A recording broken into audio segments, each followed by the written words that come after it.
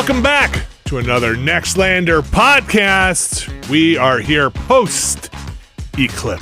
We did it. We survived. Alex Navarro. Did you get a chance to see it? Well, no, because I don't stare at the sun, but I did go outside and watch everything get very weirdly dark for a short period of time. And cold. Yes. You didn't use the colander trick? You didn't put my partner was using the colander trick, and afterwards she was like, my eyes hurt, so I was like, I'm kind of glad I didn't do the colander trick. I thought the colander, you don't look, I thought you just look at the Yeah, you do, but still... Okay. I think even that was still a little... She was not looking up at the sun, I can tell you that. Okay. We're not that Shoemaker, how are you? No eclipse in your neck of the woods? Doing well. It got a bit dark. Okay. And sinister looking. And there was a dimming.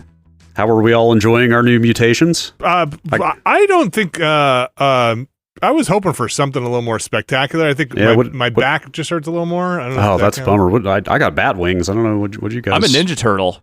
Oh, man. No, I just got older. A day older.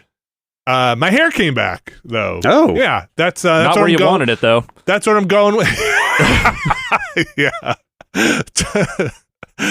Well, I got hairy palms. I'm the worst X-Man.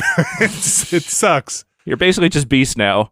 I had the glasses, and I went outside, and where in our neck of the woods here, we had a 90%-ish coverage, which was fun to look at. Pretty high, and cool to check out. But it kind of, with the glasses on, it kind of looks like like a moon, like a crescent moon, because you can't see anything else. My kids and my wife went to Vermont in the totality, is that what they call it? Yeah. Path of totality. And they were like, it was awesome! The whole thing blotted out for like 3 minutes, and like there was the corona and the whole thing. I have to say, a little jealous. Jealous. Yeah. Though it was, I think the coolest thing, even more than the way it looked here in Jersey, was it got like 10 degrees cooler. And again, another sign that, like, man, the insignificant, the boy, if that thing went away for a little bit, we'd all be dead. No, the sun matters. I don't know if you know that. No, I mean, if you think about it, there's literally the only reason anything is here. Yeah. Think about the chain of energy transfer. Sun pumps energy in that is getting consumed by plants, that gets stored, the whole thing. Fossil fuels, the whole thing. Do you know offhand how long is it for sunlight to reach the Earth? Do you know how long? 8 minutes, give or take. What'd you say? 8 minutes, give or take. 8 minutes. I mean, it varies by distance, but I think that's like the average. Okay. Yeah, man, that part was cool. The getting colder. Here's a fun fact. Mm-hmm. Do you know gravity also travels at the speed of light? Gravity doesn't exist, so I sure hope this isn't something I have misunderstood. that will happen, but I have read before that if the sun were to blink out of existence, yes, we would not feel the lack of, like, the loss of gravitational effects would also take like 8 minutes or whatever to catch up. Is gravity? This is going to get us in trouble. I should probably say it's gravity more understood than it used to be. Is gravity a law yet? Not really, no. Okay, great. Gravity, I mean, ask me anything about theoretical physics. This is where we get into big trouble. I can call my dad if you want. That's the holy grail, is understanding gravity and reconciling how gravity works at very large scales and very small scales. Okay. Someone call the Juggalos. Maybe they can figure it out. So we're still in the very theoretical. Yes. Okay. Like, I think, like, if it's a single person, whoever unifies quantum mechanics and classical physics is basically the next Einstein, I think, in terms of importance. Well, it's one above Einstein, right? Because he couldn't unify it. That's right. Yeah. The graviton has been posited. There's a quantum particle that they think might be involved in the function of gravity. There was a science article in the paper the other day about re-examining dark matter, and maybe things are not as dire in the universe as initially posited. That it's not entropy all the way down in terms of a spreading out. And what was it? Heat death is what of the universe is the. Don't take my heat death away from me, okay? Yeah. It's all I have. It's all I cling to. I've said this before. Heat death is only the beginning. Oh boy. After heat death, there are still trillions of years more as all of the matter in the universe degenerates into a diffuse subatomic soup. I won't be around for any of that. I'm planning on, I'm eating right and exercising. I'm planning on seeing it all the way through. Nah, I'm good. all the way through. I don't need to see it. But happy eclipse time. Hopefully nobody burned out their retinas. Though I shouldn't say love. That's a little masochistic. Love is such a strong word. Yeah, it is always interesting to me to see the articles that come up of like Google searches for "my eyes hurt" really peaked after Monday's eclipse, which is folks, we can't do this every time. You gotta the glasses. Well, we won't have to do it again for like at least 30 or 40 years. So in the on where we live over in our hemisphere, in our neck of the woods, I think the next one's 20 years, but it's the path is south of us, so you gotta go down. You gotta go down to Florida-ish or around those parts on the East Coast, and like, look, I don't know if I'm heading. Who knows what's going on down there in 20 years? Really, is there still a Florida in 20 years? Who can say? Yeah, right. Exactly. I'm not here to make any bold proclamations to that effect. No, I think in the rest of the world, though, I think they're going to have a couple. So if you want to travel, you can go see more eclipses. Apparently, Delta ran a couple of flights along the path of totality. Just for funsies? No, as like a party. I mean, or not a party, but it was like a special event thing. Like there was a whole like event around it. So you're just in the eclipse. You're like following the eclipse. Can a plane keep up, or I don't. I have no idea what. Like I don't think it was the whole time or anything like that. I think you still had a short window of viewing, and also it sounds like by the nature of how planes are, not everybody could see out the windows super well. Yeah, they didn't put the sky. They didn't unintentionally put a new window on a plane. Right. Yeah. Next time they just need to build a plane out of glass. It'll be fine. I mean, that eclipse moves pretty fast. I don't think a plane could keep up. Yeah. I don't know exactly how that worked, but I saw people that were on the flight on Twitter talking about it being pretty cool. Like astronaut Scott Kelly was involved. Yeah. And stuff. That's cool. I mean. Yeah. It's a fun unifying event. I spent a little time on our Discord wondering and positing and talking with folks about like, all right, so what are the flat earthers talking about out there? How does this work in what do we got? Holographic projections? Is a soundstage? How do we do this one? How do we? I was curious. Also, curious is maybe a strong word, but I was interested in. Do flat earthers believe all of the planets are flat or just Earth? I don't think they believe there are other planets. Yeah, I think I don't actually know what they say. I mean, they're probably like basketball-sized objects flying through the sky over. I think the Earth is the flat thing, and everything else in the sky is just some artificial, some anomaly or Truman Show bullshit. If you're genuine, if you're of sound mind, that's okay. You can't say that. Whatever you're about to say, you can't say it. And you genuinely believe in flat Earth theory. That's like kind of a fun way to live, right? No. Like if you're like, look, man, I really believe this, and like you just come up with anything. You don't have to abide by any of the rules or laws of science. So you just the sun is a flashlight. There's it's like. How freeing would that be? Kind of seems like the opposite, actually. How easy is life if you just decide to believe whatever you want to believe? That's right, where the laws of nature no longer apply to you. Kind of, I don't know, something kind of liberating about that. I don't know. Ask that guy who tried to build a rocket so he could fucking get to the fake space and prove that flat Earth was real. Did you not make it? He did not make it. Okay, well, look. Yeah, I mean, you'll see that going around every so often. Like some flat earthers get out there and try to do some kind of like horizon measuring experiment type thing. Yeah. And just disproving their own theory in the process of observing reality. This is where physics kind of catches up with you, right? You cannot outrun physics. I've tried. Right, believe me, my entire life I've been trying to outrun it. It's always there around the corner waiting for me. So anyway, that was Eclipse. Nextlander's Eclipse Watch 2024. Yeah. Oh, did you bring a clip? Yeah, I brought an Eclipse. Oh boy. Uh-huh. I happened to be in the waiting area of a medical facility waiting on some stuff the other day when that happened, and like everything ground to a halt around there. Yeah.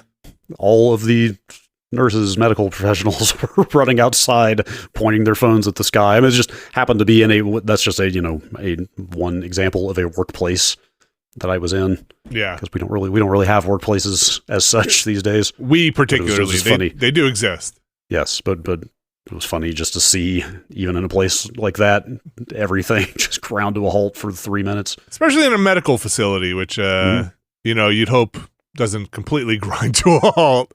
I think presumably urgent. They're not like, hold this. Here, put your finger here. Hold this. I'll be right back. I gotta go. I gotta go outside.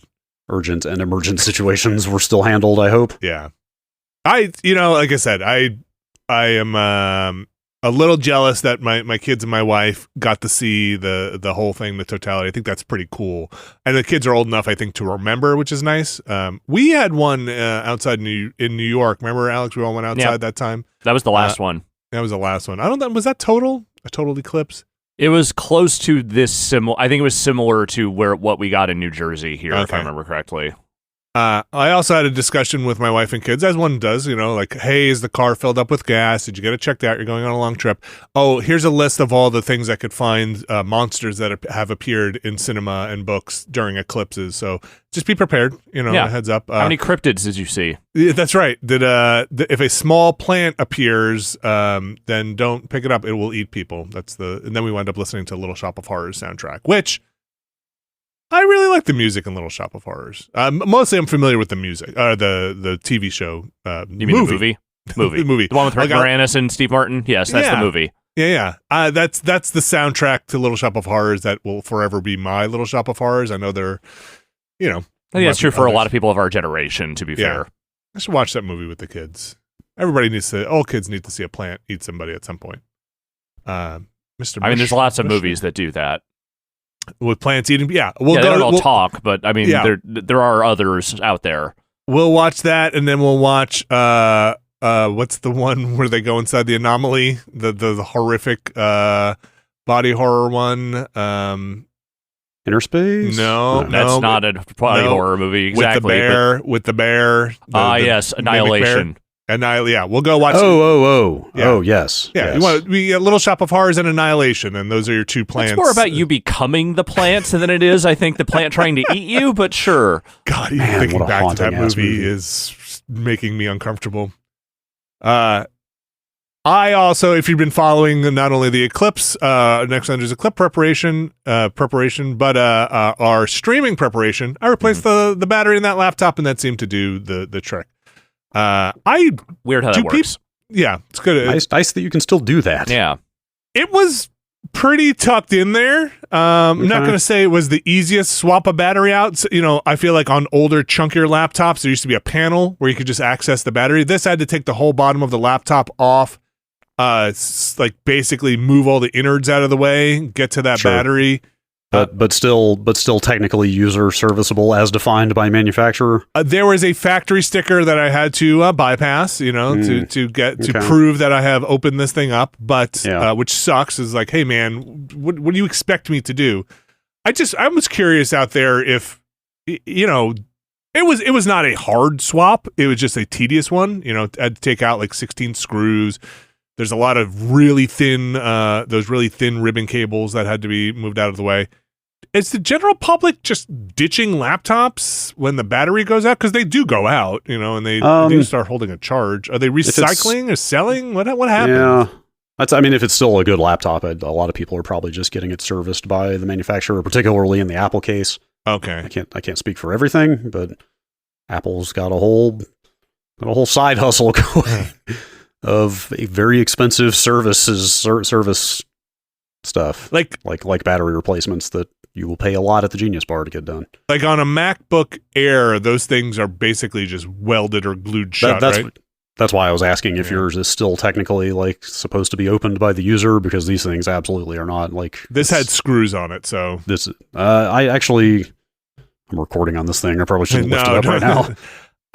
This thing might still have exposed screws, and it might be possible to replace the battery yourself, but I don't think you're supposed to. But stuff like RAM and SSD, forget it. That is actually soldered to the board. Yes, I've seen that, and I think I don't know. I haven't taken a MacBook apart in a while, but you go in through the keyboard, right, through the top of it on some of them. I thought, not sure, screws up there. But my old MacBook, I don't know if I even know where a screw is on that thing. It just seems glued.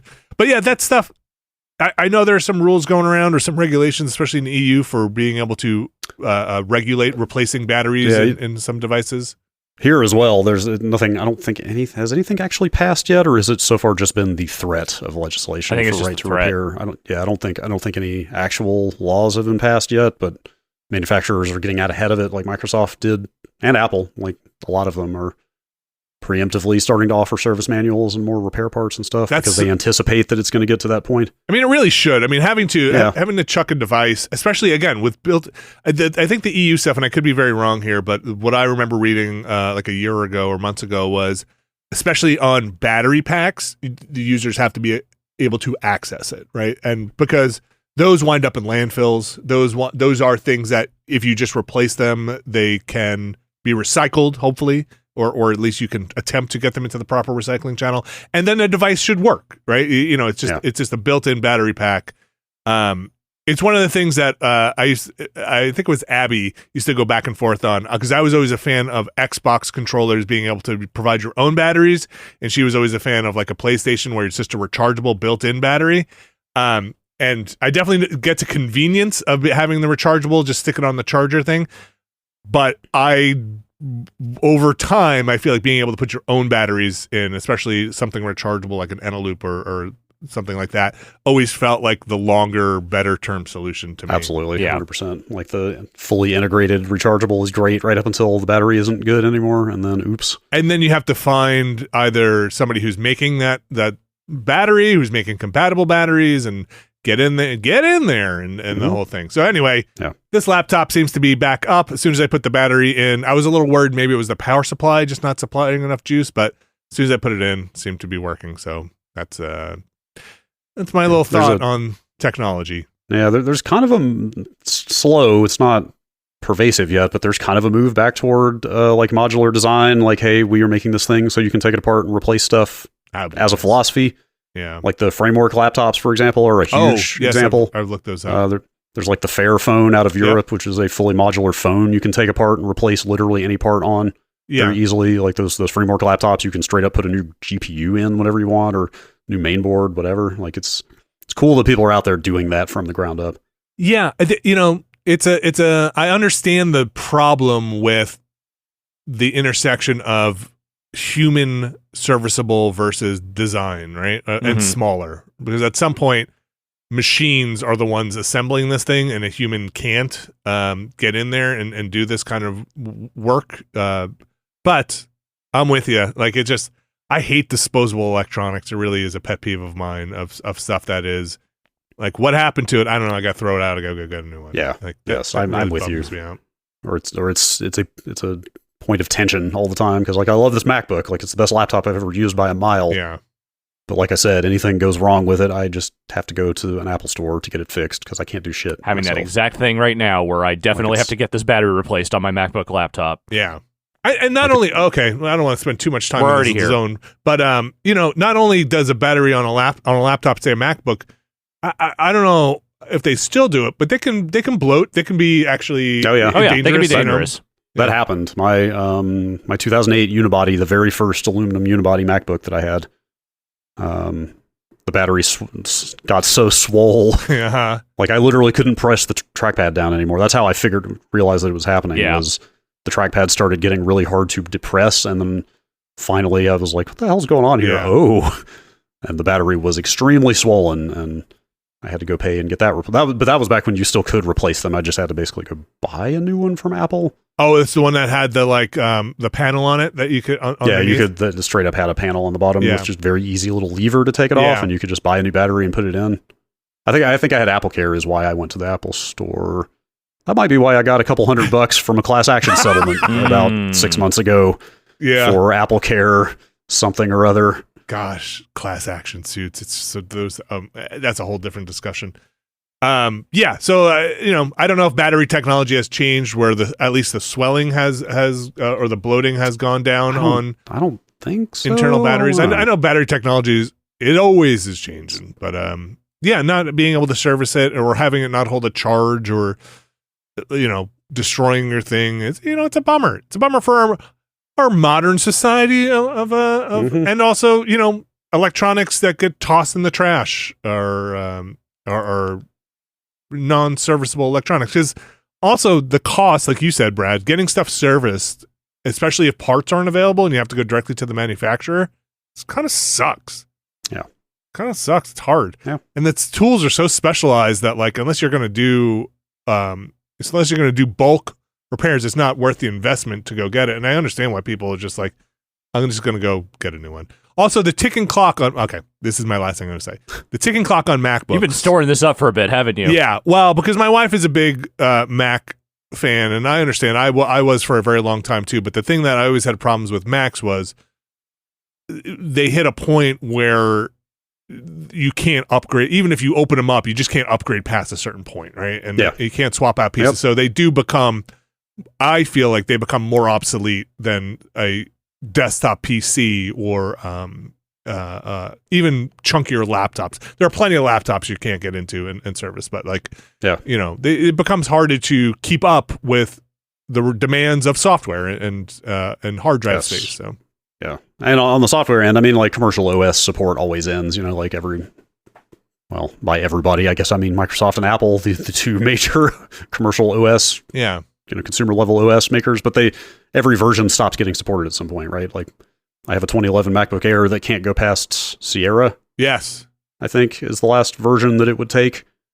And that's super, super unsupported. Like Chrome won't even update on that OS anymore. Like that's how out of date that is. So might I recommend installing Linux on your MacBook once you get to that point? So I was going to say, I think I'm saturated now on old Mac devices that are just running versions of Linux. I think, I think I'm at saturation at this point. Anyway, video games. What? Speaking of the Eclipse, Linux, the ultimate video game. Speaking of hearing me whine. No, speaking of that's nice. Linux. Yeah. Speaking of the Eclipse, Children of the Sun. You didn't. Well, okay. Yeah. Yeah, okay, I'll give it to you. Yeah, thank you. I'm giving you this one. Children of the Sun. This came out yesterday? No, yesterday officially. Yep. Children of the Sun, we've all played a little bit of it here. It is basically a puzzle game based on sniping. It's a sniper puzzle game, revenge fantasy. Sniper puzzle game, revenge fantasy with a pretty, I'm going to say, a harsh aesthetic. It's like grimy. Here's the Venn diagram I will build for you. Okay. It is super hot. It is Sniper Elite. It is the Nick Cage movie Mandy. Okay. And in the middle, we have this video game. Okay, sure. It's a bit psychedelic, the visual style. Yeah. That's the Mandy part. A bit abstract. That and the cult revenge aspect of it, yes. Yeah, so you kind of, they throw you right in. It's $15. It's on Steam now. They kind of throw you right in without a lot of setup or context, and you're just kind of this character that can skirt a perimeter of a base or establishment or kind of whatever is in the middle, right? You're kind of your movement. There is controls. A surrounding area that you are that the puzzle is contained within. Yeah, and so you can kind of move around the perimeter using the going left or right to find your perch or your spot. You go into an aim mode, and then you start sniping. And the puzzle part comes in where once you hit a target, you pick up your next shot from that target, and that's the main conceit early on. You're chaining. Yeah. The game is pretty wordless. Like, it does have tutorials, but it doesn't really tell you much beyond that. And that was definitely the first thing that threw me for a loop. Yeah, is because it's divorced from any kind of physicality as far as the character is concerned.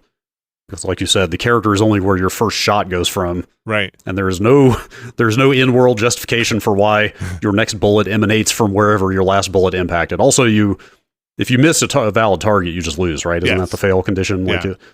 Like, there's no ammo either, right? As long as you hit a valid target, you always get another shot. Is that correct? You are the same bullet. You're just moving around. So yeah, you get one shot, and then you're ping-ponging around the environment. And as soon as you hit like a wall or miss, you fail, and you start over. Right, but valid targets could also be like birds that you could ricochet off of back down to the ground, gas or tanks, propane tanks, gas tanks or like cars and stuff. Yeah, so there's within there too, this is early on. So within the early on, it's not very long, I don't think. Yeah, I think that I've read somewhere in the hours, of like 4 or 5 hours. Yeah. Yeah. I've only played about an hour. Alex, you've played more than that. Like a little over 2.5, I think. And you start getting more mechanics, more ways to control the bullet, more ways to because they'll start early on. It's pretty simple. You're just kind of sniping. Yeah, you snipe once and then you just find the chain. That's it. And then there are optional objectives in a level. So far as I've gotten, usually one per level, where they kind of give you a little bit of a statement that's a riddle. Like this.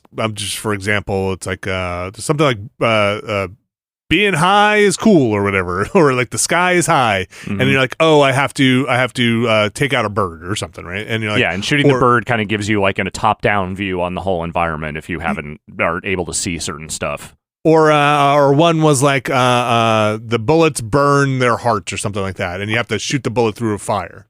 Yeah, I did that, but it didn't seem like it did anything. Maybe it's not supposed to. I had to really get it through the fire to take off. You had to acquire the fire. I had to acquire the fire.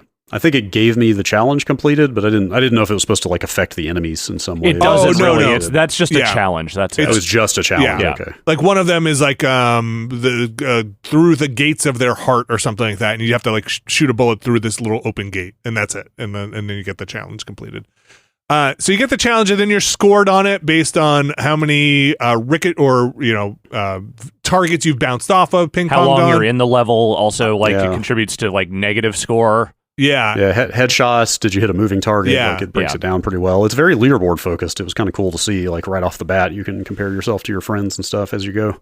Yeah, it's almost like it's a very different aesthetic, but the leaderboard stuff felt a little neon whitish. That was what I thought of too. Yeah, and all of this is packaged in I would say, for when I started this game, kind of disturbing aesthetic, because you're not really quite sure where this is all going. Like, am I just hunting humans? Like, what is going on here? But throughout the course of it, you do kind of start getting this sense that, oh no, these are very bad people in a cult that are doing extremely bad things. Yeah, this is full on, like you're taking revenge on them that wronged you type shit. And they did wrong you pretty hard from what I could tell. You're further on, and I suspect the supernatural stuff escalates more because you get some pretty weird powers going forward. Yeah, because like as you go along, like you get more ways to control the bullet and more ways to sort of divert it. Like the ones I've gotten recently, you start out with the ability eventually to kind of curve the bullet.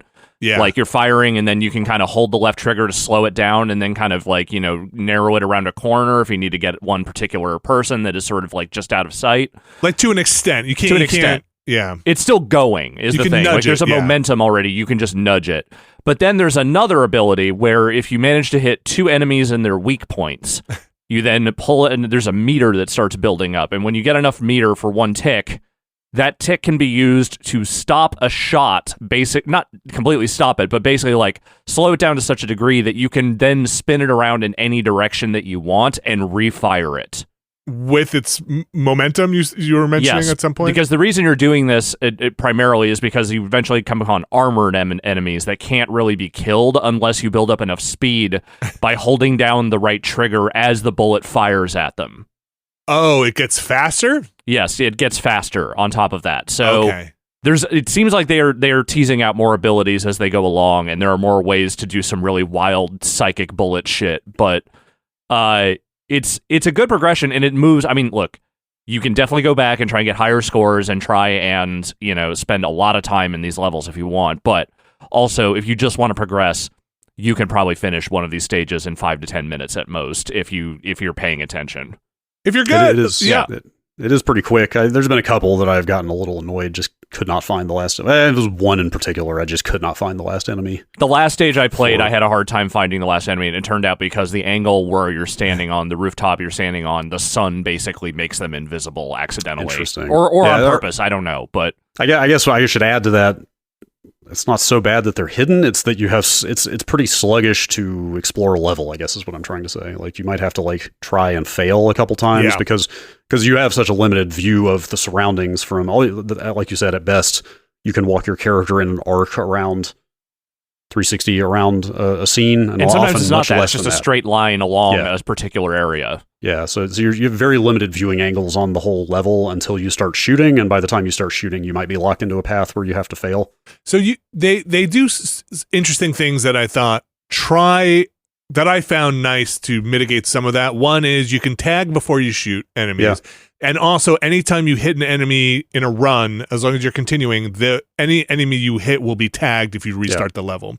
So that's nice, because sometimes it's like, like you said, Brad, you're like trial and erroring your way through, and you're like, okay, now I know where 6 out of 7 people are. Yeah. And that's kind of nice. The other thing, too, Alex, I think you mentioned, you can hit things like a bird and get a bird's eye view of the level. And the time continues to move, so you'll lose a combo meter, but you can kind of take as long as you want within reason between hops. Like you'll lose points and you'll lose combo meter, but you can scout around. But sometimes you just don't have an angle, and sometimes you're like, I gotta bounce to the gas tank, and then I gotta bounce over, and that's where I would get stuck. Is it very much is the puzzle is what's the right sequence I need to do this in, or what's the most efficient, and then afterward when you're looking at your recap, they draw the path of the bullet, which is kind of neat to see. And they even integrate the Steam screenshots feature where you can hit a menu option post level while it's giving you that summary. You can just hit a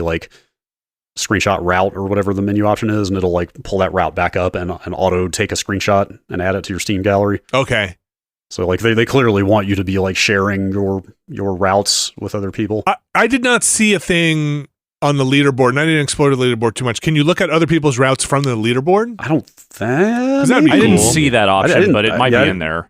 I didn't see way either. You might have to just share it through your Steam community thing or whatever. But that would be neat to see, what the highest ranked person did, or even replays would be cool. But. Yeah, it's like I said, I was initially kind of a little icky on the aesthetic, but as it went on, it felt less like super edgelord. We're just hunting people. It gets little flashes of what I would call Hotline Miami-esque sort of edginess around there. There's one point, there are these little interstitial levels that in cutscenes that will happen sometimes between the big chunks of levels. There's one where it's it opens with either a text message or something the character is writing where it just says, "I just killed a man and now I'm horny." Okay. But it's not really doing anything with that. It seems like it's more just kind of trying to paint a portrait of this character kind of having a lot of frayed edges. Interesting. Yeah. They're pretty quick glimpses. Here's the thing. You're right. It is abrasive and it is kind of off-putting in the initial sense. That said, I was way into it kind of from the jump. Sure. Okay. I have to be real about myself and that I was Panos Cosmatos fucking flavored mind psychic sniping shit. This is my jam, and so far this game has been very much my jam. The other thing we need to mention before we get inundated, I'll just say the movie Wanted. There you go. I've said it. Yeah, curving bullets. Before we but get you're not controlling the bullets in that movie with your mind. You're just doing a shooting technique that curves the bullet, which I'm going to say is actually stupider than what this game is doing. Are you trying to say Wanted is a stupid movie? I think it's a fairly dumb movie. I'm going to be honest with you. I think I saw that in theaters, and I think I can agree. Yeah. I enjoyed it for what it was. Why have you only seen the dumbest movies in theaters? Why is that your life? Because that's before I had kids, that's how I like to spend my time. My wife and I like to go see dumb popcorn flicks in the movie theater. Anything that was dumb sci-fi or fantasy, those are the best movie theater movies, I find. If you're going why Doomsday still looms large in your mind. Totally. Yes. I want to see that stuff with a crowd and people who are also like, this is dumb. Yeah. This is dumb.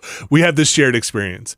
That game, again, is Children of the Sun, $15 on Steam. Pretty cool. Yeah, that seems like a good price for it. Yeah.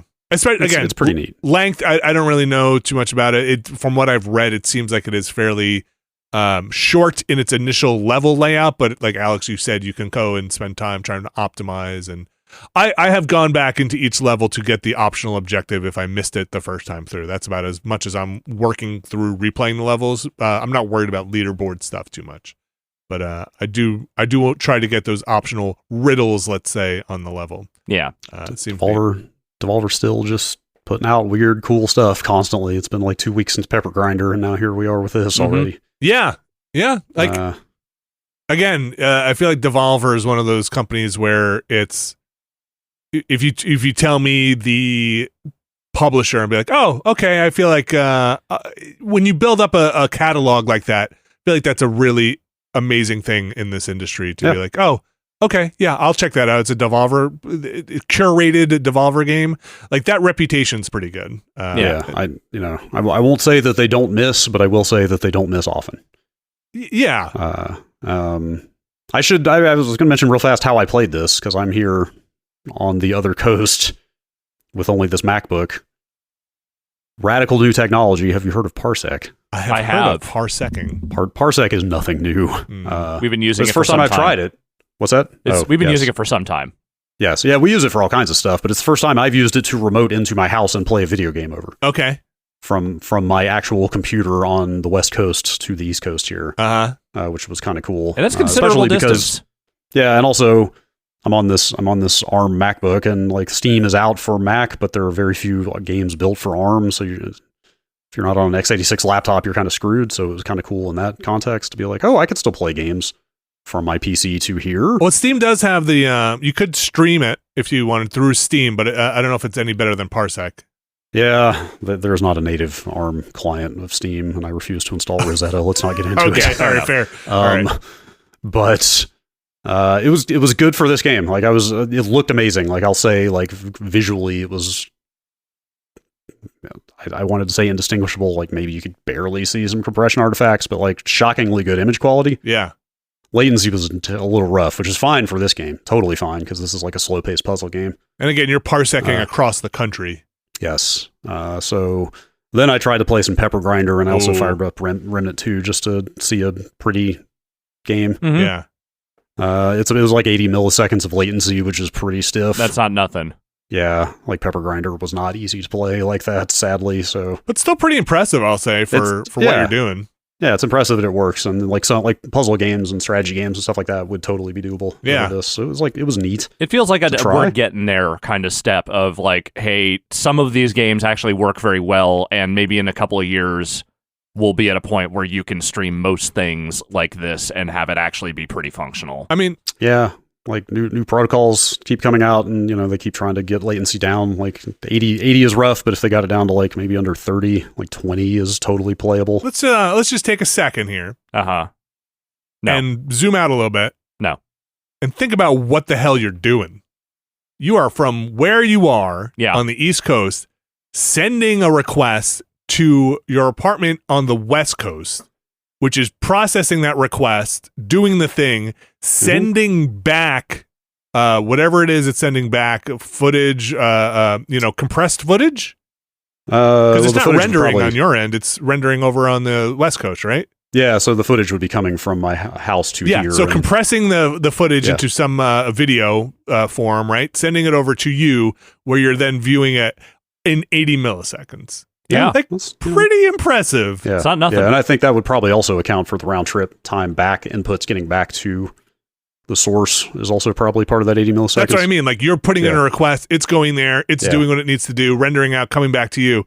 Like, that's kind of amazing. Yeah, it's impressive. Parsec, I read about this a while back. Parsec did develop their own protocol.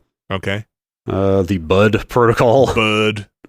Which I believe stands for Better User Datagram. Okay. Anyway, yeah, like that was something that Mixer did as well.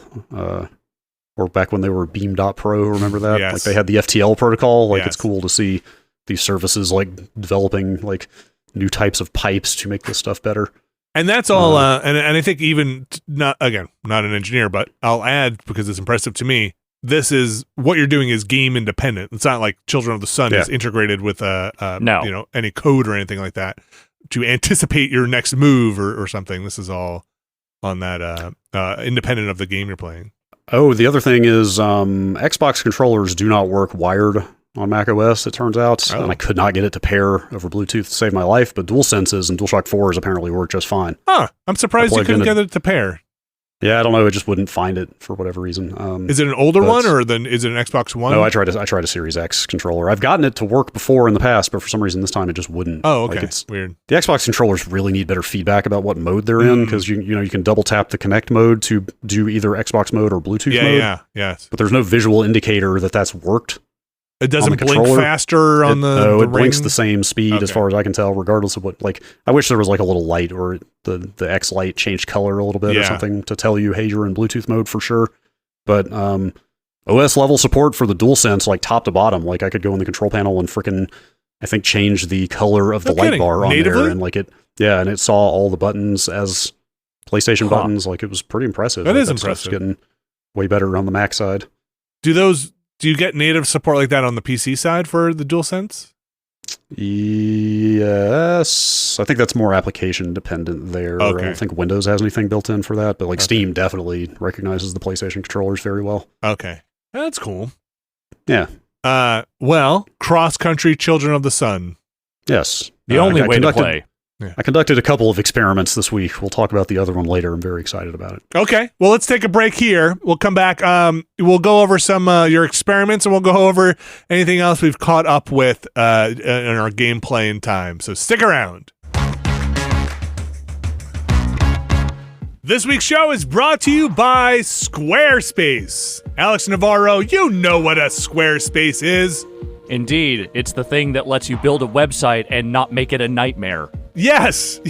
As small business people ourselves, we actually do need a website. When was the last time you built a website? I think I was probably 15 or 16 years old, and most of it was built out of HTML I stole from other people's websites, so I'm going to say that my experience level in actually building a website, fairly low. How did you find the experience getting into Squarespace? Fairly easy. Yeah, so I saw you get through it. I went to go check what you had done on Squarespace, and it was pretty much a website by the time I got to it. Honestly, I did almost nothing. They give you the framework and the basic overview of a website pretty much right out of the gate. They ask you what kind of thing you want to build, what kind of product you're selling, and they give you a template, and then you can go in and make it your own. Yes. So I actually I went to my wife, who is a graphic designer and who does web development. She would know. And she said, I actually recommend Squarespace to most of my clients because it gets you what you need to do when you need to do it. And I was like, great. Fantastic. So actually, the things that she showed me on it that I was like, oh, wow, this is actually kind of awesome. You can have paywalls on it that they set up for you with logins and auth and accounts. So you can have a video collection on there. You can upload video content. You can put the video you want behind a paywall.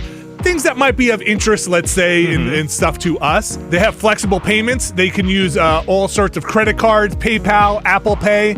All that kind of stuff is built in to Squarespace, and you can access it from your account and just integrate it right in there.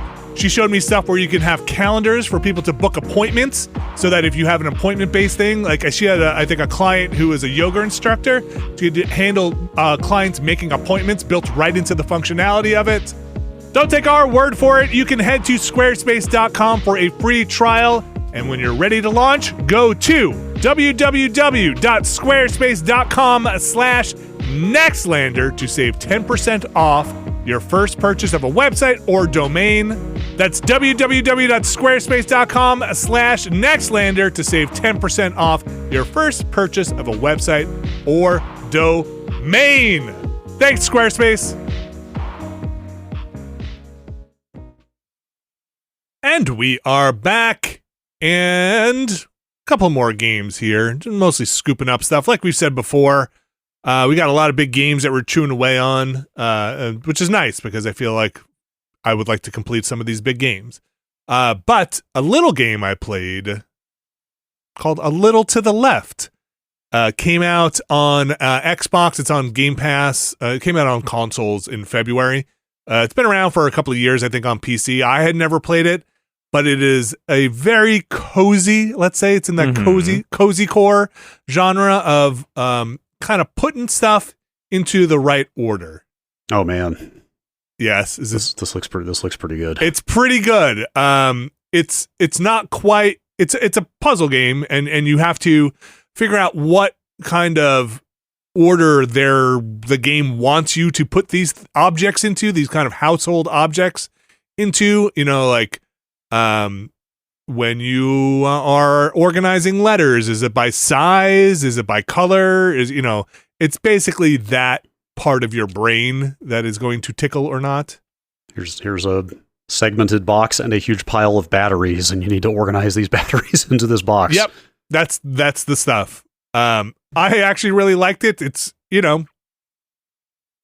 it's organizing a mess in particular ways. One of the puzzles was like those little tabs that keep you put on your bread, kind of, and you have to organize those by size or color. Wait, do people keep those? Would you take them all? Would you just tie a knot? What do you do?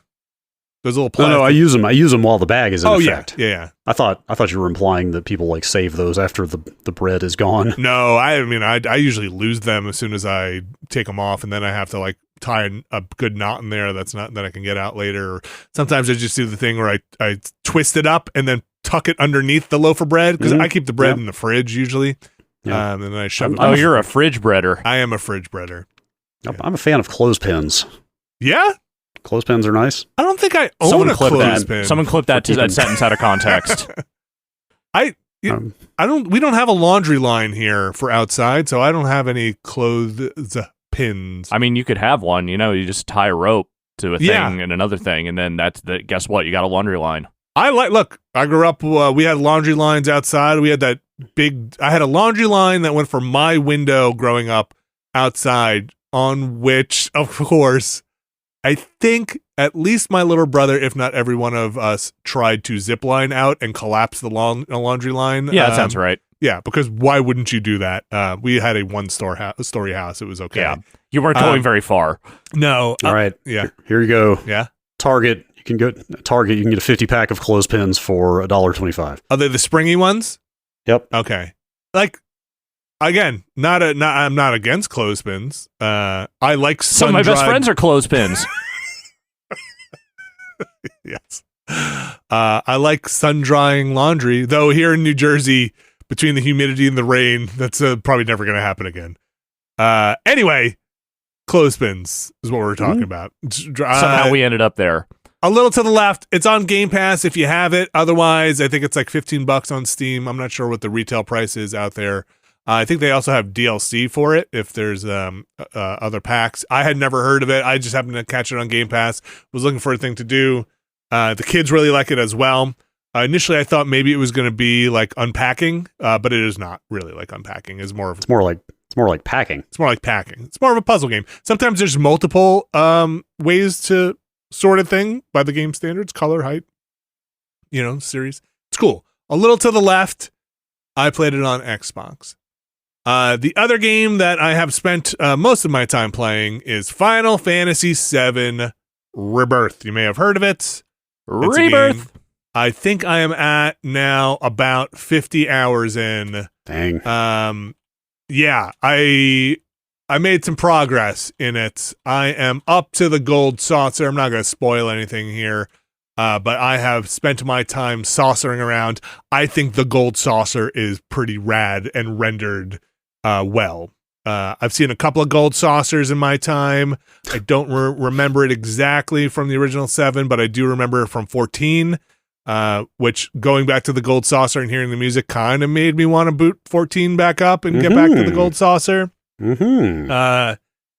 This is a pretty good rendering of a hedonistic, amusement park. Pleasure Palace. Pleasure Palace, yes. It's pretty good. I think they do a good job of it. And how Caligulan are we talking about here? Like, what level of depravity? It's very family friendly, but the whole game is against this backdrop of everything's powered by the soul of the earth. Right. And that is made pretty explicitly clear as you're in this palace of holograms and stuff floating and decadence, that everything here is basically sucking the earth dry. I think Barrett explicitly says, "What, for this? For all of this? This is why we're killing the planet?" To which I think, the other character's like, "I don't know, this is pretty cool." I don't know. It might actually be worth it, man. I like Barrett in these games. I like Barrett in the, again, my son is playing Remake now, and so I keep going up against seeing him play Remake and then seeing Rebirth. Again, I just like the tone better in Rebirth. I think everybody's a little more fleshed out by this point. A little more seasoned. Yeah, or I mentioned it every time we talk about it. It just feels like there's more to do for these characters in this game. And you explore some of Barrett's past. Again, I can't remember what's going on in 7 versus 7 Rebirth. I think, Brad, you mentioned last time we talked about it, everything we think is new in Rebirth was actually already in 7. So I really enjoy it so far. I thought I was getting to the point where I was like, I think I'm running out of steam. And then I got to the Golden Saucer and I was like, okay, here's 100 more mini games. Let's go. Yeah, I was surprised to hear you're out of Costa del Sol already. Like, I figured you were going to spend like 20 hours there or something. I maxed. So that region, I think that region locks you out at some point, and it kind of forces you to move on because there's the big map there, and you're like, oh boy, here we go. All right, Chadley, get ready for your data. And then it's like, no, you actually can't get past this zone until you progress the story much more. So I want to say that's like chapter 6 or something is Costa del Sol, and now I'm in chapter 8 or 9, moving on. The big draw, though, of course, is still Queen's Blood, and really it's get me to the next Queen's Blood thing. The stuff that is in, and I think this might be in Costa del Sol too, I don't know because I didn't look up any guides or something, but the sense I'm getting is there are mini games there, like some Queen's Blood tournament stuff, that just stops you at some point and you can't progress until you come back and unlock new stuff. So it'll be like, oh, you beat all the easy challenges. And be like, all right, set me up with the medium or hard ones. It's like, no, we're not going to do that until you do something else. Be like, do you understand why I'm here? I'm here. They absolutely do not. I'm here to play more Queen's Blood. How times have changed, man. I don't think I even touched Triple Triad in 8 at all unless they make you. Like, I never played Blitzball in 10. Like, I just, like, pathologically, I was averse to mini games in Final Fantasy, and, like, now Queen's Blood is all I want to play. It is kind of wild. You do go from Costa del Sol, which is a collection of mini games, to the Golden Saucer, which is absolutely a collection of mini games, back to back almost. There's a little stuff in between. But I am totally on the hook for just completing every challenge they throw at me. Even if the game is like, yo, you're 10 levels below where you need to be for this. I'm like, I don't care. You're locked in. I'm not leaving this area until I finish this challenge, which there are some flamethrower battles in the Golden Saucer, which suck my ass. Like, they are the hardest thing. That sounds great. The hardest thing I've run up against in this game so far. Are they as bad as the pull-ups? Worse.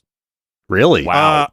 I did the equivalent of that already in the Costa del Sol region, and I actually think it's easier than the pull-ups. Interesting. Okay, I haven't seen the pull-ups in this game, but I did all the pull-up challenges in Remake, and my God. So my son just did them, the pull-up stuff, and I was like, God, looking back at watching you do this is giving me like some trauma.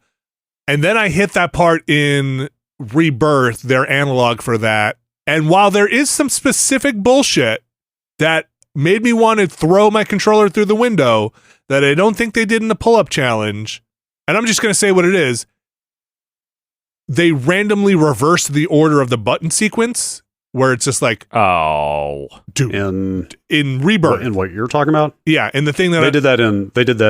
Did they do that in Remake? On the pull-ups in Remake. They're all fixed. There's like a set number of patterns. It's not truly random, but it's like there's like 5 or 6 different types of different patterns you could get, and they do throw those out randomly. They do. Okay, so that happens in this too. I had forgotten that, where I was just like, you get a muscle memory for this whole thing, and then all of a sudden it's like, now we're doing it in reverse. It is the most anti-muscle memory type of challenge like that I have ever seen. But I will say, I made it through those, and it probably because I'm a better gamer now than I ever was, but I made it through those in much fewer tries than I remember having to do the pull-up one on. I think the animation reads better for what they're trying to get you to do than it did on the pull-up challenges. Okay. So, because they take the thing away and you have to kind of read the animation.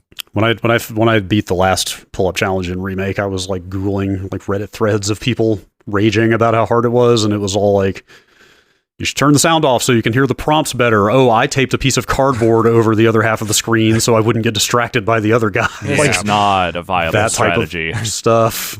But I think it's a little bit easier. I mean, the window for the last one is you just can't mess up. So you cannot. Yeah. But I'm an idiot and I'm bad at games, and I was able to do it in not a punishing amount of time. This is the flamethrower you're talking about? Or no, this is their analog to the pull-ups. Okay, got it. The flamethrower thing, I looked up to be like, what the hell, man? And again, I was 10 levels below their recommended level, but I was just getting it's like this whole thing this battle that is just like, this is a spike in difficulty. And then after that, I was able to do the one that I was like 11 levels below in like the third shot. But man, I don't know. For those who've done it, I had to go out and change my materia around, the whole thing. They do some other really fun stuff with Queen's Blood puzzles in the saucer, which are fun. Again, I really enjoy that game, and they have some like strategic puzzles you have to do that aren't just beat the opponent, that add in a couple of things, and those have been really fun. So I don't know, man. Rebirth, we've said it a ton of times. You're still playing it. A collection of mini games with some fighting in between. Mm-hmm. Yep, that's pretty much. It's really wild. I'm underneath the saucer now, so I'm past that point. If people are trying to figure out where I am in the game, yeah, man. I had a lead on you for a week or two, but you have blown past me now. I think I've got to catch up. I think depending on how much, and I suspect you're doing all of it as well, how well you can get through those mini games, you can catch up pretty quickly. There are some that took me a little bit. Some, I tried to get the 100% on everything. I did look back though. There are two things that are a little disconcerting to me. One is I finally went and I looked up what the hell the relationship system is, because you get dialogue prompts and it sounds like to me you can't lose relationship status with somebody. You can only gain more of it. You know what I mean? Like, yeah, that was my sense from what I've seen of it. But okay. I'm guessing I could be wrong. I've resisted looking up a guide about this, although I mentioned some weeks ago there's one thing in my past with this game that I'm really concerned about. Okay. I don't think you can lose relationship, but I think you can probably miss some opportunities to get more. Absolutely. Yes. And so I think I mentioned the first Aerith side quest I did. Yes. Ever. Yeah. Literal first side quest you ever get. Yeah. Like I said, it was like super late at night. I wasn't paying attention and I didn't do it optimally and didn't get max relationship with her. And now I'm worried that I'm never going to be able to max her. So the thing I learned from looking it up that I think is good to know is by using at least once the synergy abilities and stuff. Yeah, yes. Okay, you do get some relationship boost for that. Yeah, I've been using I think it's only the first time you use it. It's only the first time. I think they put a little like circle next to it too to show you. I didn't realize that, and I think I'm seeing some of the manifestation of that relationship stuff where I am. Again, I'm not going to spoil anything, but I was getting kind of concerned about it, being like, what am I doing here? How do I know if I'm doing this the right way? Should I care if I'm doing this the right way? In somebody who's trying to get not an optimal, but the most out of a playthrough of a 80-hour game, right? I'm like kind of concerned about it. The other thing too is I have one quest from way back when. It was the one you probably did, Brad. The old man who wants to see the bird. Do you remember that one? Did you do that one? Which I didn't get all. It doesn't have a star next to it in my quest log. Really? It's a completed thing. It's done, but it doesn't have the you completed all the steps to the best of your ability. And it's like, man, did I do give it the wrong food or something? Yeah, I wonder how that would happen, because I did get a star on that one. That's a Tifa quest, and I did get the star. So I wonder what varied there that would have affected that. You do get some choices on what you want to feed it and what you want to do with it. Maybe I missed a step or two, but it's the only thing in my quest log that doesn't have a star, and it's killing me. That's what it was. Yes, it's the food that you feed it, I think, is what affects that. It really annoys me. I gave it the cow. You're screwed. Wait, I think I gave it the cow too. Well, maybe it was something else. Maybe you gave it the wrong cow. Well, wait. Yeah, maybe I messed up something else. I don't know. It bums me out. Anyway, that's my Final Fantasy VII Rebirth. Brad, offhand, but it's like, I'm not going to ask because maybe some people don't want to know. Anyway, I'm curious how much more game I have. What's the question? I won't answer it, but my question was going to be how many chapters there are total. Oh, I never looked up the number. Okay. I think the first remake was 18, so I'm guessing it's in that neighborhood. Yeah, but anyway, chapter lengths could be all over the place if it's judging anything like for remake. sure. My son is in the Shinra Tower. Yeah, you got to get him out. And he was like, I think I'm almost done. And I was like, you are not almost done. Yeah, he started to say, like, oh, he's right at the end, but like the beginning of the end. Yeah, he was like, oh, I think I'm almost done. I'm almost ready for Rebirth. And I was like, you're 6 or 8 hours. Yeah, no, not really. Anyway, that's Final Fantasy Rebirth. Continuing with it. I'm curious when I finish this if I just jump right into Dragon's Dogma or what the hell is next on my plate for this one, because it feels like, 50 hours in on this one. Probably with another, 20 to 30 to go. Feels like the sound of it. God, I want to get back to both of those games. My time for extended video gaming has been extremely limited while I'm out of town, but I definitely want to play both of those more. Brad, what have you been up to? I did conduct that other experiment that I mentioned that I'm very excited about. What is your other experiment? Tell us about it. Last time I was out here during the holidays, I dug into a bunch of old boxes in the basement and started cataloging my old games. Uh-huh. And at least labeling boxes to know where things were, which paid dividends yesterday when I came back down and got those boxes and got my NES of record out. When you say NES of record, do you mean like your NES? Yeah, like my childhood. My childhood NES. Is it yellowed? Nintendo Entertainment System. It's not yellowed. There's a big... I think it's white paint on the front from where a door got opened into it forcefully at some point. Okay. That can be wiped off. The thing definitely was like hooked up on the floor a lot. Sure, yeah. Back in the day, the power supply is taped together. What do you mean taped together? Like the housing of the power supply it's cracked open at some point, and like had to just tape it closed. Do you have the secret compartment cover on the bottom still? Yeah, that is still there. Okay, good. You need it. Does the tray stay down when you put a game in? So I had never had any issues with the spring loading mechanism until now. Oh, it's not that it won't stay. It's hard to explain. Like if you push it down too forcefully, it will not click in. It will not stick. You have to be a little gentle. You got to feather it. You have to kind of finesse it to get it to stay down. Okay. Anyway, all that said, there are still CRTs around here, and I hooked that thing up. Yes. Actually, to back up. We've been on kind of a backing up our old save games kick around here lately. By we, like you mean you did your PlayStation memory cards? I did my PlayStation memory cards. Recently. I have my Super Nintendo games backed up. Yeah. So we streamed that at Giant Bomb before the pandemic. Like I dumped all of my Super Nintendo carts on a stream. If you want to go watch that at some point, it's been nice to have those around. So at the time, I was like, all right, Super NES, like probably still my favorite console. If I can get all of these backed up, I'll be happy. Yeah.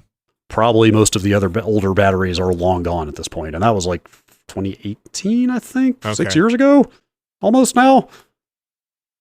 And I just kind of let it go. And then you start doing your PlayStation stuff. Uh-huh. That N64 core for the Mister came out, and I was playing like games there that I was like, oh, it would be nice to have those saves. Then I started Googling around, reading about like NES stuff. Yeah. Not a lot of battery backup NES though. No. But there's a few. So I cross-referenced a list. I have 5 games here that had batteries. You do? There's like a small, probably I had maybe 3 or 4 dozen games that had batteries that looked like total. Okay. Across the whole system. It's like Zelda, Zelda 1 and 2. I don't know if Deja Vu, Shadowgate definitely does. Shadowgate does, okay. Deja Vu might, some weird ones, like some sports games. Okay. Some strategy games. Huh. Like probably Nobunaga's Ambition or something like that. Anyway. That'd be a long code to put in, yeah. Yes. I hooked up that console. I got out all the games that had batteries in them because I had seen enough Reddit posts in the last 3 to 4 years of people saying their games still have data on them. And in no way was I going to get my hopes up. But I had to know. I've even preemptively been looking at like cart dumping hardware. I probably know some people back in the Bay Area that could help me out. But I had got a lead on a pretty nice like dumping thing for multiple consoles or just Nintendo. Multiple. So there's I don't remember the name of it. There's an open source like console like cartridge interface for multiple consoles out there that you can solder and build yourself out of it. If you just get the parts list, you can do it yourself. But there's a company in Japan that has like kind of modified that design and made a really nice looking version with like acrylic board covers and all that stuff. So I was thinking about maybe getting more. I don't know. I'm not sure if I want to spend $170. Anyway, and then with the software, it's like PC based software. That I don't know how it shows up on the PC actually. I think I used a retro to dump my SNES That's what cards. I have. Yeah, and I think in that case you plugged it in and it just showed up as like a USB drive in Windows. Basically. I think that's correct, and I also think they had attachments for other consoles. Oh, okay, yeah. So I think that one exposed the ROM and the save as separate files that you could just drag around as files in Windows. That might be correct. This is probably similar if I had to guess. Anyway, hooked up the NES. Got this stack of games. Yes. I have them here. Oh, geez, you're holding them up to the camera. People can't see. All right, I see Star Tropics. I see Shadowgate. I see Adventure Zelda, of Link. Final Fantasy. And Dragon Warrior. Okay. Dragon Warrior. That's the 5. Okay. All right. Console itself, could not. I will say it came on, could not get image on. Probably every one of these games took some blowing on the connectors. Do you do the hard dust blow, or you do the soft wet blow? I do a very hard. Okay. Just try to again blow off things anything. that will be taken immediately out of context. Love it. You don't do the humid. I'm going to rust out these pins by putting some humidity on the. No, I thought about going to get some cotton swabs. Okay. And some isopropyl, but I didn't have any 99% around here. Just get some hand sanitizer. Good on there. Even had to power it on and off several times in most cases to get image. Shadowgate at one point came up with a ton of corruption all over the screen. Yeah.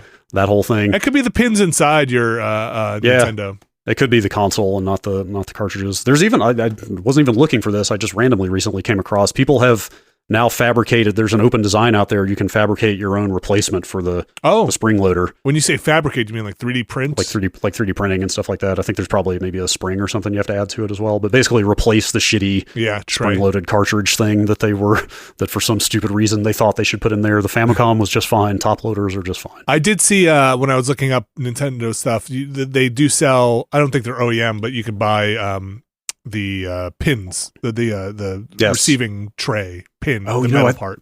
This design may have actually included a replacement cartridge connector as well. Yeah. Actually, now that I think it's basically a way to revitalize your old NES and make it read carts reliably again. Yeah, I mean, look, those things rust out. Those things got corroded. 40-year-old console almost at this point. Yeah.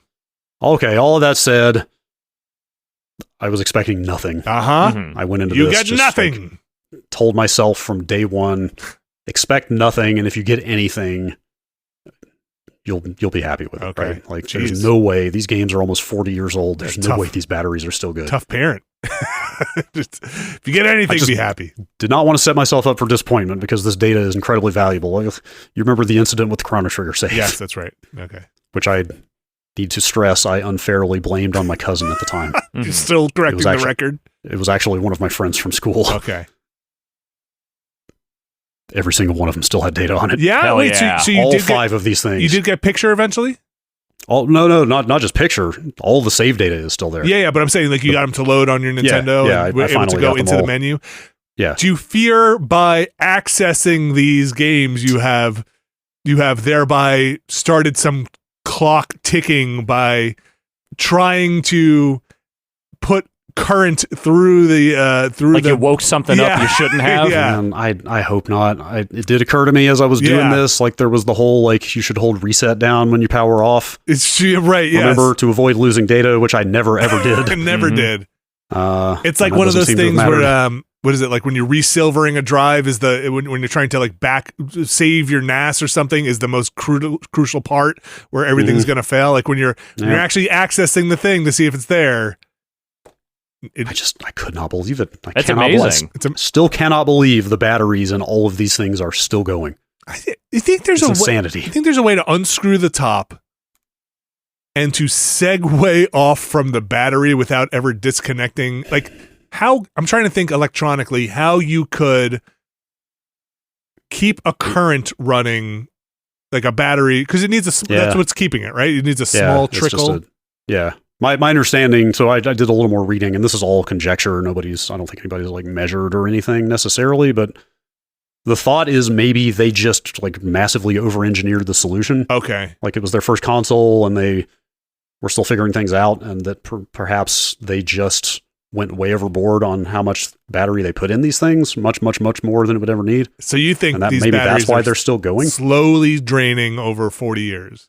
Yeah, that's exactly it. And I think it's like 4 kilobytes of RAM or something or maybe even less than that for the safe storage on here. So it's almost nothing that they're having to keep active. But confirmed, if you disconnect that battery, you will lose your save. Yeah, it's gone. It does need that voltage or whatever absolutely. It needs. Okay. Absolutely. Okay. But now I know that my first Dragon Warrior character was named Dude. Nice. I'm going to say the second save slot on Dragon Warrior, which is Drizzed, all caps, was when I loaned it out. Wait, how many characters could you use for your... You have 3. You have 3 in Dragon Warrior, it turned out. Wait, all of these... 3 character slots, but how many characters can you... how many alphanumeric characters can you put in the name? Oh, I don't know. I thought it was 4, but I guess not. Because that one's, 5, 6. Interesting. Yes, third slot was named Joe. Did you have completed saves on them? Did you ever finish Dragon it? Warrior was close. Okay. I don't know if I ever finished it, but I was definitely high level. Okay. Trying to think what else. Let's see. Zelda 2 was Zelda, Link, and then Killer. Pretty sure Killer was when I loaned it out to somebody. Sure. That sounds right. Also, we did a lot of game trading back in the day. Sure. This is also how I have verified my hunch as I've been going through all these old games that a not insignificant number of the cartridges I have now were not mine to begin with. Oh? They were passed your way at some point and then never returned? A good number of these were borrowed and not... I mean, I probably also lost games in the same fashion, to be clear. But I can tell you... I suspected... I was positive I had never owned Star Tropics before, and putting it in and seeing the name on the first slot confirmed for all time, this is not my copy of Star Tropics. Okay, what is the name? I'm not gonna... Well... there are actually 2 people close to me with this name, so I could say it publicly, and they still wouldn't know. Oh, they're proper names? Yes. But I can tell you, slot number 2 is named Doo-Doo. Wait. That's not... You don't know somebody named Doo-Doo? No, definitely Okay. That's just Doo-Doo. Poop. Yes. But it was actually Doo-Doo. You're not toning it down for the audience here? No. Okay. It was actually Doo-Doo. Two words. Okay. I mean, it was written by children, presumably, so this does track. Yeah. Yeah, it's really bizarre to look back on this stuff, like this copy of Zelda 2 I would have started when I was like 9. Uh-huh. Yeah. And I don't know why I named the first file Zelda. I'm guessing because I knew that doing that in Zelda 1 did something, and I did it again to see if it would do something here. Wait, I thought it was Link. Was it not Link in Zelda 1, or is it Zelda in Zelda 1? Isn't it Zelda? Isn't it? Don't you name it Zelda and in Zelda 1? And you start from the Master Quest or whatever? Yeah. I think that's correct. Oh, I thought it was you put Link as the main character. No, because everyone names their character Link, and then everyone would start from the Master Quest. Oh, is it Link by default in Zelda? Does it say Link? I don't think it defaults to anything. Okay. Well, they tell you in the manual it's Link, so everyone names their character Link. It's true. Yeah, but you have to type something. Or Doo-Doo. Okay. I don't know if this is boring. We can move on, but I can round out the list. This copy of Final Fantasy, apparently I got very late. Because all the characters on it are named after Final Fantasy 3 characters. Oh? Which I played in late 94, so I think I might have been in a Final Fantasy obsession at the time. Went out and tracked down a copy of the first game for NES and played that. Okay. What do you got? Which ones? Yeah, who made it? Because you only have 4 characters. Cyan, Gao, Gogo, and Terra. Who's Gao? Gao was the kind of feral kid from the Veldt who could imitate all the monster attacks. The Blanca. Kinda, yeah. Okay. Yes. That's fun. What were they? Yeah. I didn't think to look at classes. I'm sure Cyan was a fighter. Terra was probably some kind of thief. One of the magic users. Terra and Gogo probably magic users. Okay. What would Gal be? I don't know. A thief or a monk or. Did they have monks in one? Yeah. Okay. I don't know if they call it a monk. It's definitely a hand-to-hand class though. Okay. Black belt? Ninja. They call it a black belt? Ninja. I don't know. I think it was ninja. Maybe it was because they changed classes too, right? Yeah. Final Fantasy, you upgrade your class Rat halfway tail. through. Yes. Final Fantasy 1 will have a place in my heart forever. Yeah. It's kind of rough, but yes. Yeah. Same. Yeah. I think that's how I feel about Dragon Warrior 1. Same, yes. Final Fantasy 1, and I remember playing another Final Fantasy, maybe it was 3 or something at the time, and I was amazed I was so impressed that when you one party member defeated an enemy, it didn't just whiff into the air on the next attack. If another party member attacks it, it went to another. I was like, oh my God, that's amazing. That is a major innovation. Yes. Like the idea, this always drove me so crazy. The idea your party member is just going to step out and attack thin air it sucks because so the enemy is already dead. Like, come on. I wonder if in the remakes, in those like re-releases, if they fixed that too. I wonder if they did. I was reading a little bit about the Pixel remasters last night. We should move on, but I'd started to say earlier my Twitter mention algorithm, or not mention, sorry, my timeline algorithm on Twitter is just rotten with Final Fantasy stuff these days, to the point that it's like dragging in people arguing about like who's a real Final Fantasy fan and which ones good are good and bad. Are you a real Final Fantasy fan? I don't know. Okay. Judging by the consensus, yes. Okay. Is it because you like the right ones, or you've at least played enough of them? There's a fair amount of animus out there at the moment toward people who only like 7 and nothing else. Oh. Anyway, let's move on. Okay. I was reading about the Pixel Remaster some, and apparently you can do all kinds of stuff with those things. You can like scale up and down the amount of XP you get from battles whenever you want. Really? As a quality of life example, it's like, hey, you want to level faster? Just set the XP higher. And you'll level faster as you fight. That's kind of neat. Like that. Yeah, so they really... There was a lot of grinding in those games at the time. Yes, the early NES RPGs, so much grinding. Yeah. I guess that's about it. To close the loop, Shadowgate does not have names on its files, but all the files were populated. The first file was right there at that boss, at the door to the boss with the laser eyes at the end. Did we ever finish... You finished Shadowgate on a stream? Yeah, we finished it. But you didn't finish Deja Vu? No, we never played that one. Didn't you boot it up? I thought we did. I think we just maybe started in the bathroom or something? After we finished Shadowgate, I think we looked at it briefly. I can also confirm this is not my copy of Shadowgate. Oh, how can you confirm? There's no names on it. I thought hard enough about it. Okay. I know exactly whose it is. Oh, you do? Okay. Are you going to return it to them? They live on the other side of the world now. You held up those games, Brad, and they were all in their little Nintendo sleeves. In the slipcovers. Dude, you took care of your stuff, huh? Yes, very much so. Holy cow. I think I've got 1 or 2 more carts than I have slipcovers. I don't have any of those black slipcovers. That's very likely owing to the fact that I have more games now than I started with. I see. But I did keep covers for just about everything. This reminded me that only first-party Nintendo games got the slipcover that says Nintendo on it. Oh. Third-party ones were all just featureless black covers. I wonder if you could just buy those aftermarket now from like... Yeah, I thought about that. I'm sure there's repro everything out there for stuff like this now. I have most of my... and this is probably because on the Super Nintendo, you could take the little plastic koozie off the bottom and put it on the top of the game. I have most of those. The slipcovers are all gone. This didn't exist. Probably past the day. I probably threw it out with the, when I got the game. That's cool. How many games do you have for Nintendo? Would you say estimated? I think 20, 25. Okay, that's a pretty decent collection. Yeah, games were expensive. It was the one. Yeah, it was the one console that I built a library for. Everything thereafter, I owned like 4 to 6 games for. Even the Super Nintendo? At most, yeah. A lot of renting. I went on a little bit of a buying spree for the Super Nintendo at the end of its life. Like I bought Super Metroid for like $10 and stuff like that. Sure. But I rented games nonstop for in that era. The nice it was thing very viable back then. Nice thing, aside from being able to rent a game for $2 or $1 or whatever it was at the time, the other nice thing was I feel like when new consoles came out, a lot of those rental places just cleared out their old stock of things, and you could really get some, because they didn't know the value of games. This is pre like there's only like 5 copies of this game ever made. Nobody knew. They were mom and pop video game store or VHS rentals. I was a big bargain hunter for stuff like that. Like the only reason I even had a TurboGrafx was because it got fire saled when it failed.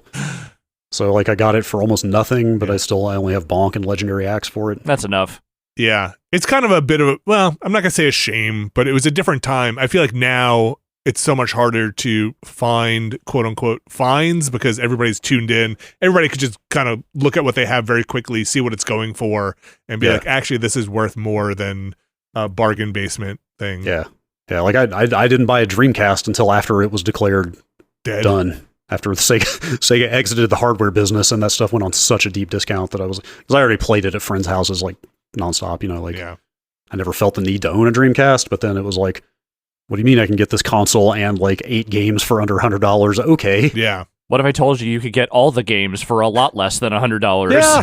that was another reason some of my friends in college were into that scene enough that I was like, oh, I've played a lot of Dreamcast games. Yeah. I mean, also, I was never a Dreamcast person, but it didn't seem like the catalog was that big. It was good. The thing is, it wasn't that giant, but it was like, by and large, pretty good. Yes, a lot of great Dreamcast games in that short time. Quality, not quantity, maybe. Mm-hmm. Those controllers were fairly complicated too, right? Like they kinda. Not my favorite controller. I think the gravest sin of the Dreamcast controller is that the cord comes out of the bottom. Oh, towards you. Mm-hmm. Yes. Yeah. I mean, they put the VMU slot on the top. I still feel like they could have come up with a better solution. There's a little channel in the back of the controller to kind of fold the cord into to make it go the right direction. Yeah, that is not good. How were your Nintendo sticks? I used my Max for this, which was questionable. Gross. Well, wait. The Max is the one with the horrible D-pad. The Advantage is the joystick. I never had the Advantage. I always lusted after it. Yes. But the Max is the worst D-pad maybe in all of video games. It's a bizarre little disc-shaped D-pad, and it's got that sliding disc on it that I never quite understood the point of. It's really horrendous. It's really a crime. I think it does have turbo on it. Pretty sure it does, yeah. My NES controllers have decals on the center part that came in Nintendo Power. Like one of them says 1993 on it around the buttons. Nice. It's like a New Year's sticker. I forget what the other. I think the other mine. one looks like I think yours do also too. Alex. Have that. Yeah. Really? The other one looks like a circuit board. I think. Hang on, I'm gonna go see if I still have them. Okay. Yeah. Alex's were all like tattooed up as well. They were. Yeah. He brought them in, but the cords were like seated nicely. No fraying. Pretty good shape. Nothing too frayed that I saw. Okay. And the D-pads all worked fine. I didn't try those. I just used the Max because I just fired stuff up long enough to see if the save data was there. Like I didn't want to tempt fate too much. And that Max controller, I don't know why maybe it must have been cheap or something. We had one too, and it was the Nintendo came with 2 controllers, right? Yes, 2 controllers and a Mario. Yeah, depending on the bundle you got, but that was the Mario Duck Hunt bundle was pretty big for a while. Did you have the Power Pad? No. Okay, no track and field. No. Max is the only accessory I ever got. No zapper? I got that with the console. Okay. I got the one with Mario Duck Hunt. Like I knew somebody with the Power Pad. I think I knew somebody with a Power Glove. Okay. Definitely multiple people had advantages, so I kind of saw all that stuff. Rob, a Gyromite? My cousin had Rob, but I think by the time I got there, it was broken already. Sure. Okay. Those things broke super easy, if I remember correctly. Rob was very prone to failure. Yes. So mine don't say 1993, but they do say Nintendo Power, and these are the stickers that I got. Hold the green one, I believe. I think the green one is the one I have. That looks like a circuit board. Yeah, the circuit board one, yeah. The other one is this little dude with a fucking Game Pro reviewer man. hair. Yeah. Wow. It's pretty good. It's pretty good. I remember those in the office. Good. Yeah. I think we played a couple of games on those. Those plugged right into the Retron, right? I think. Yeah, anything that has that port, these will work. Oh yeah, the Retron is another way to dump saves. Yes, I did see that. I think Alex, you had one of the. They still make the Retron? I still have the Retron. I don't know if they still make new ones, but I still have it. Okay. Yeah, I wound up getting that Retrode at some point. It was sold out for a while, and then they came back in, and I scooped it up at the time, and I think just my Mario Paint saves seem to be gone, which is sad because about all those the art we lost. Yeah, right. Yes. Wait, which one did you say? Mario Paint for Super Nintendo. Oh, Mario Paint. Interesting. Yeah. So, not to get too in the weeds, some of the carts on SNES that use special chips are harder to dump saves from. Oh, okay. I should look up. I had to do something. I had to do some really weird arcane thing to get a save off of Mario RPG, for example. Like it looked like it didn't have data. Oh. But then I did something else on the Retron and then was able to get it. I can't remember what it was. Oh, on the Retron. Or maybe it was just that the Retrode couldn't pull the data, but the Retron could, I think. Oh, interesting. I'm pretty much pretty happy? Kind of well, yeah, I mean, yes, over the moon. You should be. I mean, that's amazing. Could not believe all that stuff is still there. But as far as every card I have tried pretty much has still had data on it across NES and SNES. The exception of Super Metroid for some reason. Super Metroid looked like it had no data on it. Maybe that's another one that's weird. I'm not sure why. Anyway, pretty happy. Need to dump these. Not sure. They're coming back with you on the plane? I'm not sure if I should take them through the X-ray machine in airport security. Like, does anybody know?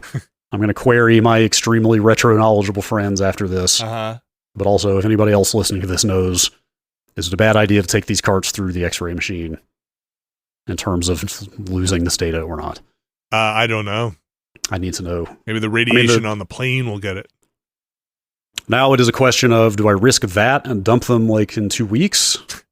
Or do I leave them here and then try to make sure I get something I can bring with me and come back here as soon as possible to dump them here? I don't know. Well, what is the bet? Because then they're going to be here even longer and the battery could still die at any time. Well, you're still there for another week at least, right? So maybe you can get something delivered there if it's fast enough, if they're in stock or... Yeah, I'm not sure if the ones I was looking at may ship from Japan. Okay, then you'd be it's SOL. SaveTheHero.builders is the address. Is the one that I'm looking at. Okay. Although I should have bought one before I announced that publicly. You still have time. The podcast isn't going up yet. I'm not sure how long it takes to get here. It's not cheap. It's $150 for the base thing. Ooh, okay, that's pricey. And each adapter is $20. Wait, that's from here. You can build these yourself. Oh, I see. Okay. I don't really have the capacity to build one anytime soon. Yeah, this has a real like DIY. Oh, it looks awesome though. You can get wooden or acrylic like baseboards. Yeah. Like there's Kana like silk screened all over the PCB. You can get the PCBs in whatever color you want. Like they look so awesome. I might look and see how much this is to part out. And it's so somewhere on this, it's kind of buried, but somewhere on here you'll find a link to the straight up GitHub repo of the original design of this thing. And it's got a part list? Yes, and you can absolutely just go build your own. Okay. I cannot find it. I'll go go around in here. This thing looks like a monstrosity once it's got all the games popped on it. At the very top, there's a GitHub link at the very top under the logo. Okay. Which that design they basically call the open source cartridge reader. Like it's very bare bones. This one, if you click through that GitHub, the one that they have you can build yourself looks way more kind of bootstrapped together. It's got an LED screen with a knob on it, man. Yes. But that one, it looks like that one you can get what they sell as adapters on that Save a Hero one. Yes. Or Save the Heroes one. You can just put all those cartridge connectors right on the board here. I'm just looking for a parts list. Look, if it's, anyway, I'll look at this on my own time. Yeah, the somewhere in the GitHub repo, you can find a full-on like build guide for everything. That's cool though. And I'm glad that your battery backups. I'll have to look into that Mario paint thing too and see if there is actually some issue with the Retroid in that or not for save data. Yeah, like I said, Retroid also wouldn't dump Mario RPG, so it's absolutely, man, if you have Mario paint data, we need to get it. It was empty. All the slots, or I think it was empty. Again, stuff could have also gotten deleted. Look, I've got brothers, and I want to say with Mario RPG, there was a save file on there that I could pull off, but it wouldn't read, and it like no emulator would open it. Like it was just not valid data. Okay, this I think loaded, and there was just not my data in it. Oh, interesting. Yeah, okay, so I'm like, look, sometimes when you realize it's not there, you get sad for a moment, then you let it go, right? Yes. You have to. We have to put it all in perspective. Look, this stuff is still nostalgia, and for funsies, it's that's it's like a connection to your former self. I never would have remembered that I named my Dragon Warrior guy Dude. Yeah, that's right. It's just like, what was I thinking about when I was 8? Especially when you have big RPGs and you're like, when you're a kid and you're like, this is the summer I spent doing this, playing this thing. Yeah. It's it can be fun to have. So I'm on a quest now. I thought, like I said, years ago, I had said, all right, if I get the SNES stuff, I'll be happy. But now that I know this is here, I have to dump these. I'm going to dump N64 as well. Although there's some suggestion that the N64 ones didn't last as long as the interesting as the earlier carts. N64, I have like 0. That was mostly my little brother's console, and I have like 0 games on there, and those were a lot of rentals. Yes, for sure. I don't think maybe Star Fox and Ocarina are the games I can think of. Maybe a Turok here and there, but gosh, I don't even know what games we owned. My biggest catalog was Super Nintendo. That was the one I had the most games in. Yeah, for sure. It turns out some of the N64 carts don't use batteries anymore. They had finally gotten to the point where non-volatile memory was cheap enough that they could just put that in there and not have to. But the bigger ones, like the bigger the save data, the more they had to use a battery because it was cheaper. Okay. So like Ocarina of Time still uses a battery, but Majora's Mask does not. Huh. That's funny. Because that stuff had gotten cheaper by then. Which is cool. Anyway, I've got to dump this N64, my PlayStation memory cards. I've got to get it all. Any Genesis stuff? Any? No, I don't own a single Genesis game that has a battery in it. Back up your Xbox hard drive. Make sure you get that going. That mine's failed here. Just sitting there, still waiting to be. I lost all my stuff that wasn't on that. I think Alex, you still have my Xbox memory card somewhere, right? I do. Yes, I have not done anything with that. But I think all the saves on that thing. Again. When you realize they're gone, they're gone. What are you gonna do? What are you gonna do? That said, I'll say it again. Yeah, we have to rescue your Mario Paint. This is some Library of Alexandria shit. This art cannot be lost to the world. It might be gone again. I think that thing had like 3 save slots on it, and I think that that sounds right. I think stuff got saved over, and you don't need what you name your RPG characters and is in and of itself some vehicle for expression. Yeah. As a kid, but Mario Paint is the ultimate version of that. Yes. The ultimate example of that as far as consoles went. Look, the amount of dumb shit you could make in Mario Paint and save on there. My neighbor had that game and we played it. We did so much dumb stuff with it. Mostly putting that like crying baby sound over and over again on that musical timeline. Mm-hmm. Yeah, and that's art. Yeah, you made that's art. That's art. I'll see if I can get it. I still have it over here. I'll look up and see if there's a problem with it with the Retroed. All right. I think that's going to do it for the games. We're going to take a quick break. We're going to come back. We're going to talk a little bit about some news. So stick around. We'll be right back. All right, we are back, and let's jump right into the news. We got a couple of small stories here, but we got a few of them. So let's kick it off first. The ongoing saga of will they or won't they Xbox make a new console? When will they make a new console? Is Xbox done with consoles? Is it software only? Brad Shoemaker, it sounds like Xbox is all in on the next console, maybe sooner than we thought. Yeah, not a whole lot new here in terms of like information, but it seems like the leadership is just banging that drum constantly now. Mm-hmm. Seems like this actual story is about the formation of a game preservation team. That's cool. I mean, this is coming out of an email that was obtained by Windows Central. Yeah. And, you want to read the quote that was in the email? Yeah, email from Sarah Bond, who is Xbox president now. We have formed a new team dedicated to game preservation, important to all of us at Xbox and the industry itself. We are building on our strong history of delivering backwards compatibility to our players, and we remain committed to bringing forward the amazing library of Xbox games for future generations of players to enjoy.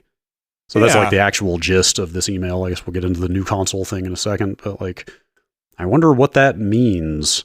It was the thing I pulled out of this story more than the console stuff as well. Like, what does a team of game preservation mean? Specifically, what are their aims there? Because they very like publicly declared backwards compatibility done 2 years ago. God, it might have been pushing 3 years ago now. Like they straight up said publicly, like, "Hey, this is the last round of backwards compatible games. Like, we're done after this. This is all that's getting added."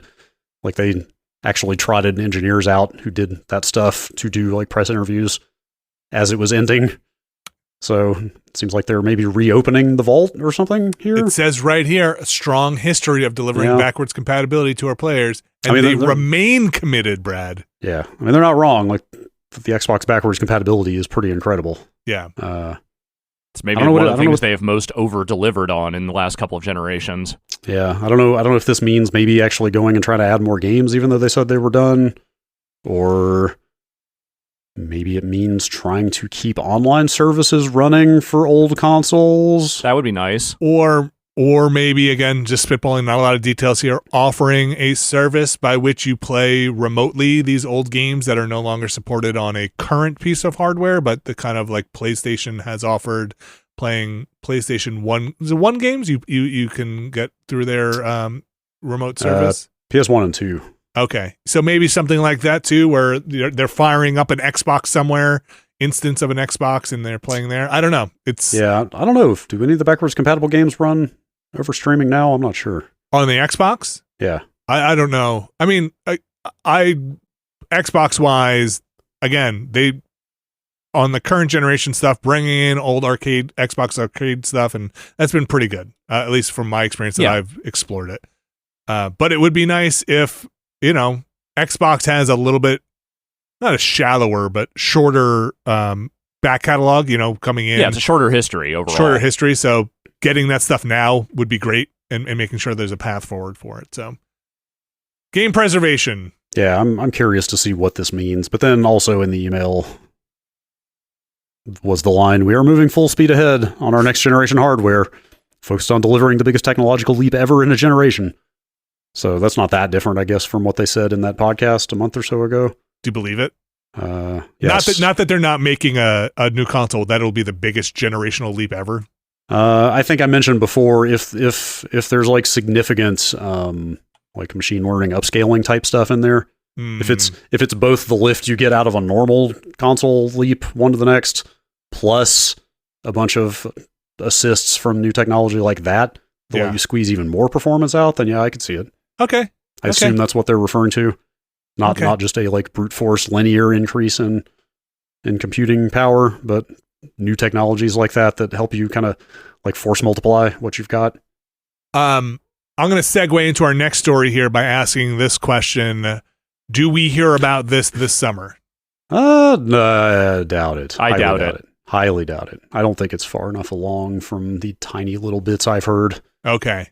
Which is next to nothing, but just guessing. It's not anything they're ready to like talk about by name.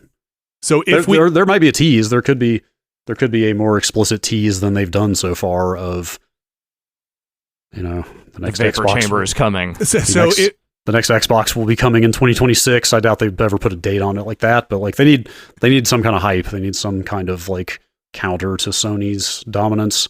So if we get, and this is moving into our next story, which it sounds like we are getting a report of a Gears of War and Call of Duty announcement this summer. Do you feel like they don't show these on quote unquote next gen platforms? No, definitely not. Or even a tease or anything. Yeah, no, that definitely doesn't even exist as like tangible hardware yet. But was it The Verge, I think, that's confirmed this? But also people have been talking about Gears 6 for the last week or two. I feel like almost forever. Yeah, well, sorry, I meant like they've been talking about it in the context of like, hey, they're going to announce it in June or whatever. Oh, like a real thing with like real specifics. Yeah, like they're gonna unveil it this summer as part of their big showing. And then The Verge seems to be confirming that, so that's probably happening.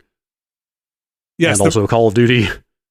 The Verge says the event is currently planned for Sunday, June 9th, which is the same weekend as Summer Game Fest. Yeah, that's right in the middle of what would have been the E3 window, so that's pretty much exactly business as usual. But so that answers my question, which is, with now that E3 officially dead, do we still get a bunch of summer stuff? It sounds like yes, because we are also getting UB's forward event. No, there will be video games this summer. They will be presented to you. They will just not be done by the ESA. Yeah, they're still sticking to that same still. Like Microsoft has been on Sunday for years. Ubisoft has been on like Monday, Tuesday time frame forever.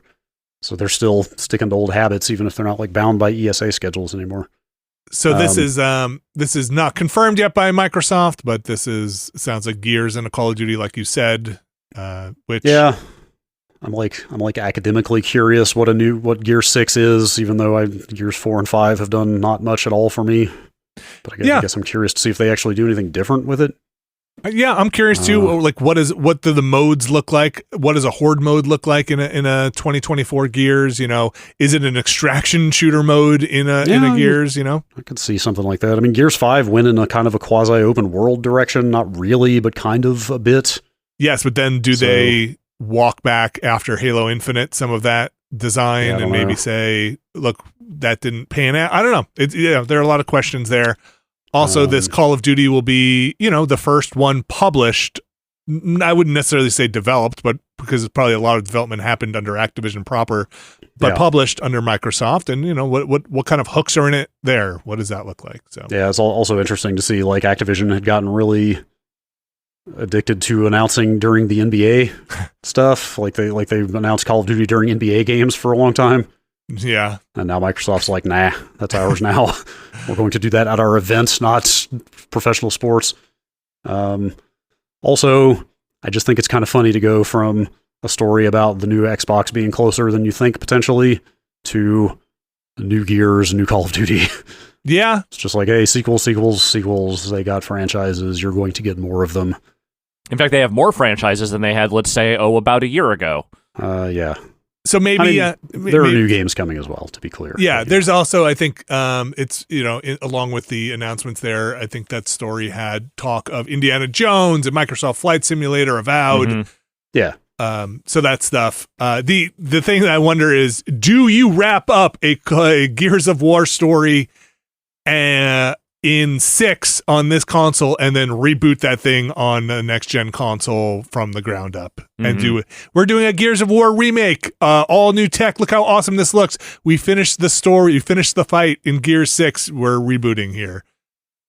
Is my question. Just depend on how Gear 6 does, I guess. I don't know. I mean, they already did it. They didn't do it, but Activision did it with Call of Duty. Basically, like, let's just tell that story slightly differently again and reboot it. Yeah, I don't know if Gears quite curries the same level of fanaticism, though. I mean, there haven't been as many of them. I think that's part of it. But the other thing is just like, I don't know at all what the appetite is for more Gears of War in 2024 or beyond. That's exactly where I'm at. And like, there was even the rumors were that the Coalition was doing something different. Like they started out on a different project and then had to pivot to Gears 6 at some point. So even they may have not necessarily wanted to do more Gears right away. There's still that possible, I think, Gears of War movie floating around out there. Maybe a script has been written. But that was like the last story I could find was from a year ago. So maybe that thing is dead in the water. I don't know. It's very hard to find a lot of cube-shaped actors to play those characters. I mean, you could probably get Batista, but I'm not sure who else. I was going to say, you're just the Jack Reacher guy could be in there. Austin introduced me to the phrase lantern-jawed recently. Yeah. Okay, sure. Which I feel like captures the look quite well. Looking at this picture from this Gear story, Clancy Brown could be the face. Like an older character, I think you put Ice-T in that movie regardless of his current physique because it's fucking Ice-T, and absolutely you do that. Yeah. You just need a big rectangle. Yeah. Also, still weird to me that they rebranded to just Gears. But did they? Yeah. Gears 5 is literally the title. The official title is just Gears 5. Well, it got very confusing with people saying GOW, and you're like, is it God of War? Or are we Gears of War? Listen, in a year or two, with Microsoft working the way they are, it's just going to be COD. They're no longer going to call it Call of Duty. It's just going to be COD. COD 6, COD Modern Warfare 3, 4, whatever. Or just Warzone. There you go. Yes, or just Warzone. Yes, where are my gear skins for Warzone? Have they dropped yet? I don't know if you guys have been in Warzone. Not in some time. I played it in the very recent past. That game is very different. Okay. Also, not as supported, maybe. I feel like they're due for an update for the new one. All right. Let's move over from Microsoft to EA. Still talking about shooty games. But I had a little bit of a tough time keeping track of what's going on with the Battlefield teams, and I know Vince Zampella took over, was in charge of the Battlefield devs, right? At some point, he's over a bunch of stuff now. But this story here, Brad, is saying that EA Motive is joining the fight. Yeah, it was really more notable to me because it's Motive, and I thought that Dead Space remake was so good. Yeah. It was kind of a bummer to read this, honestly. It was just like, hey, did you like that Dead Space remake? Well, guess what? That studio is now on Battlefield support. Well, it sounds like, okay, so I checked in on another story on Games Industry Biz, and their language is a little bit different in that they're forming a team of EA Motive people. Yes, that is fair. I kind of led with the more sensationalist take on this, because I had forgotten Motive is doing Iron Man stuff. Right. Yeah. So they are like a multi-game studio at this point or whatever, but I should have... no, I don't have to confirm this because this Video Games Chronicle story spells it out. In fact, yes, the executive producer and creative director of that Dead Space remake are leading this new Battlefield team, though. Yes. So even though Motive is still going to be working on at least Iron Man in addition to Battlefield, the leadership and presumably a good chunk of the team that did the Dead Space remake are becoming this new Battlefield studio or team. I think it's interesting to see where Battlefield wants to go in today's space. Like, is there appetite for more of a Battlefield, or does Battlefield go back, or not back, or move into what feels like modern multi-day extraction shooter land, right?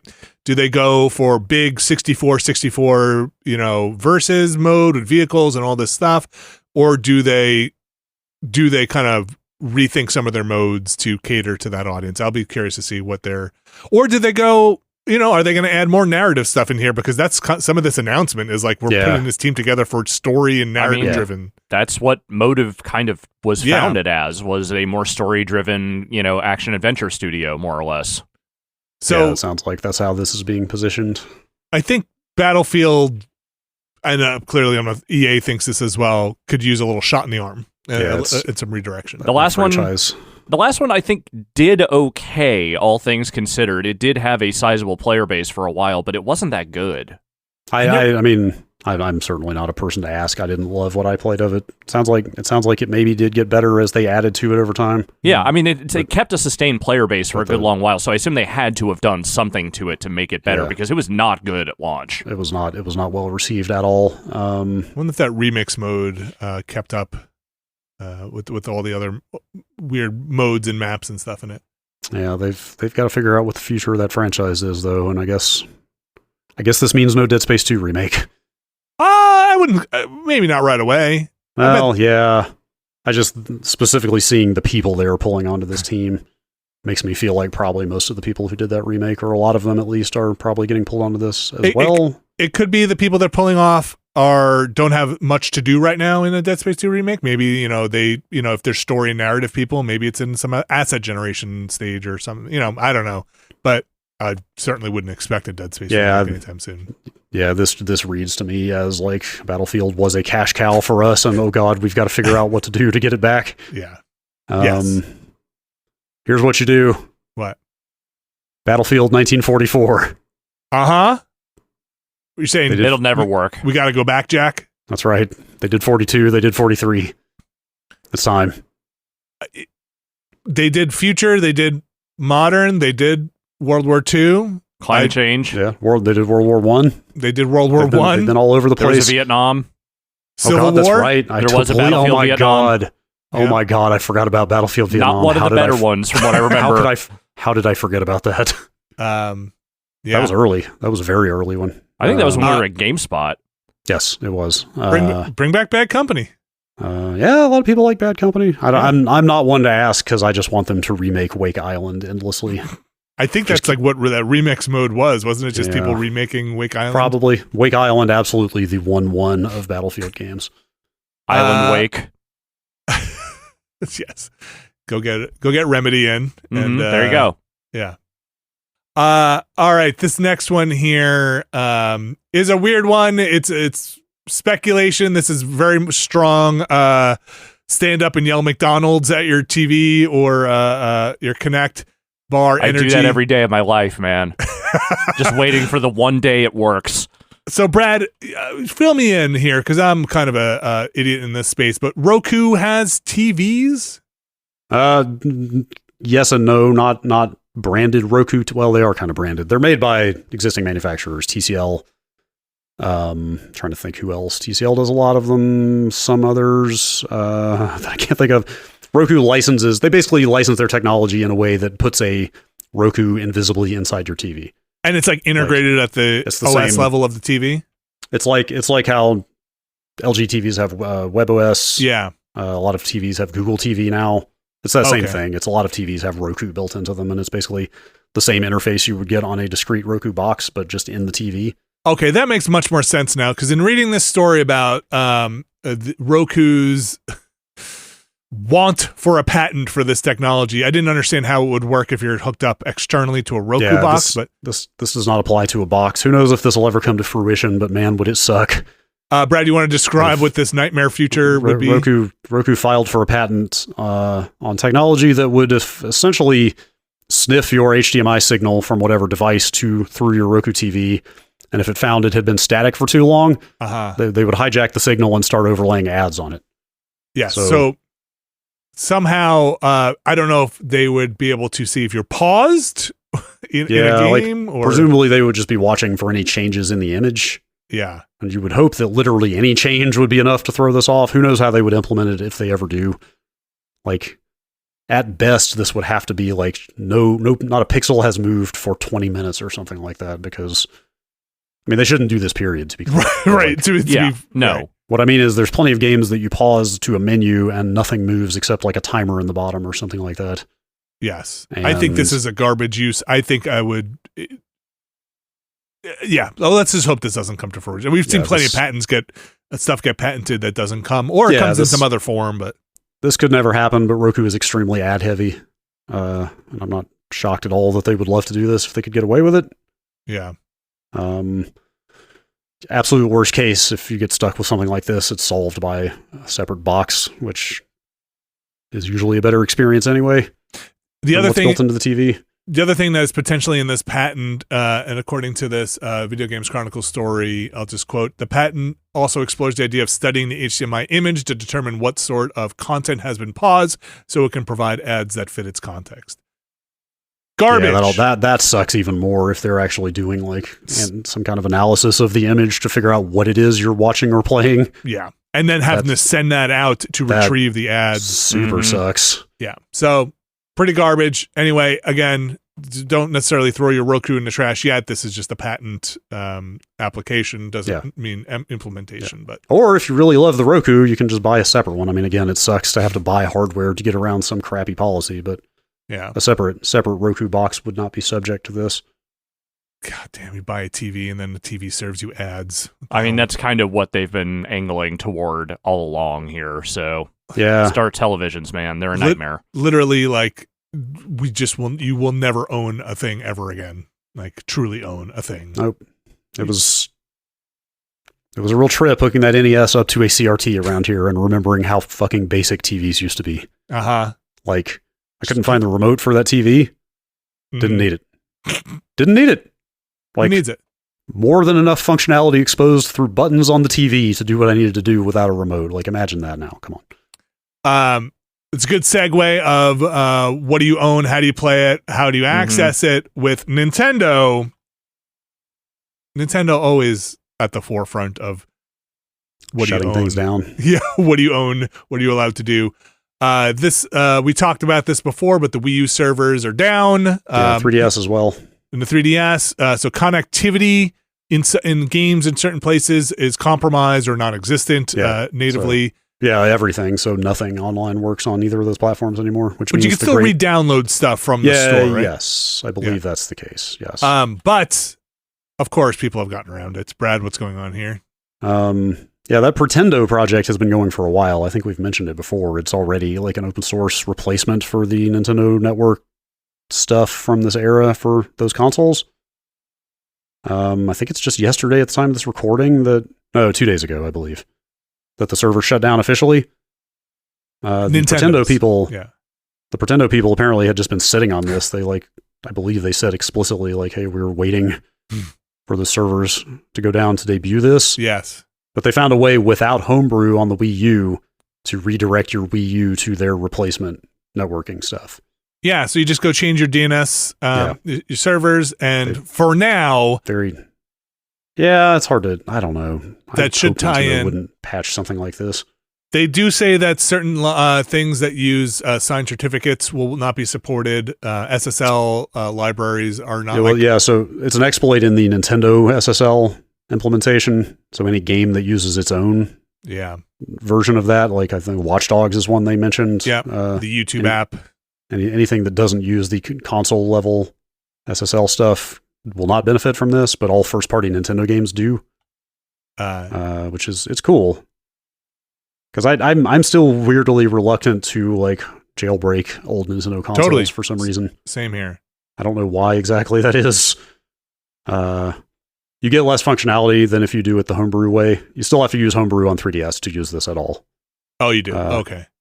And in the case of the Wii U, if you use this non-homebrew way, you get less functionality. I can't remember what that is.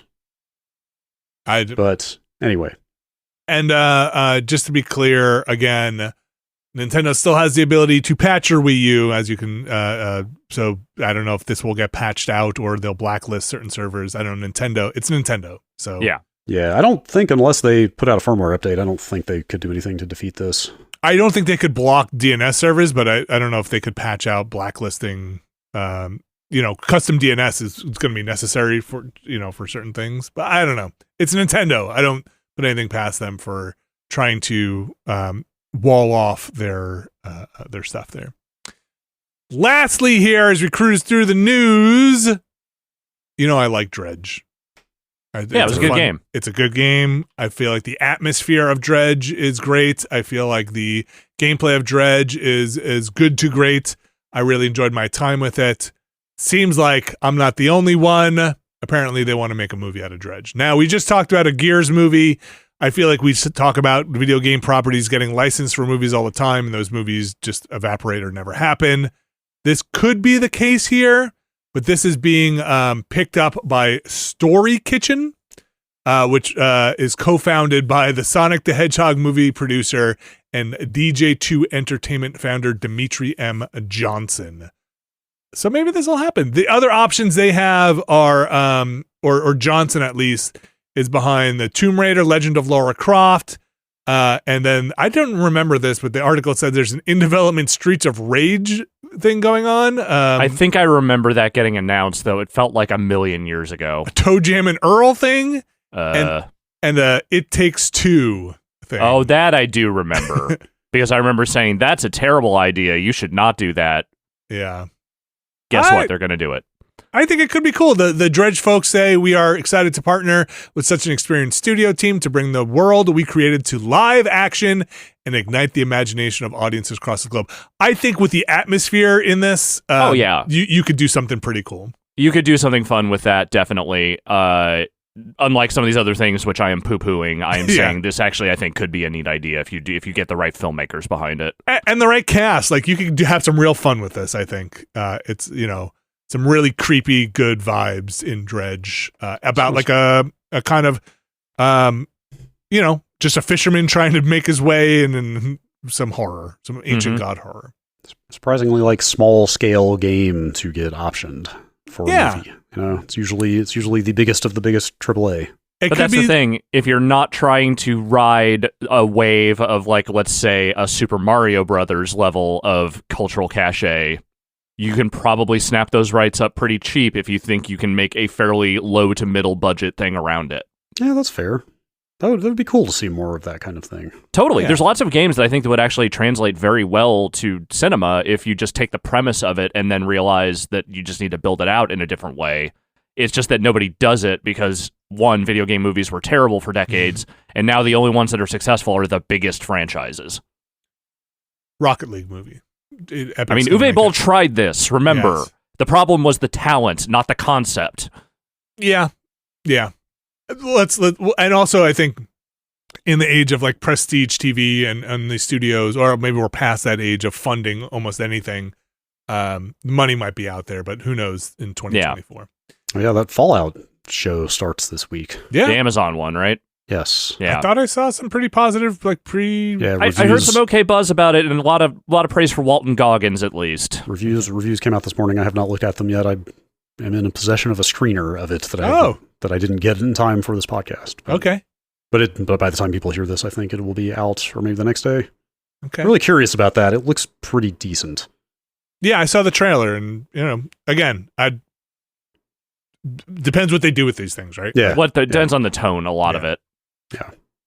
All right. I think that's going to do it for the news for this week. We do have an email address. It is podcast@nextlander.com. Podcast@nextlander.com.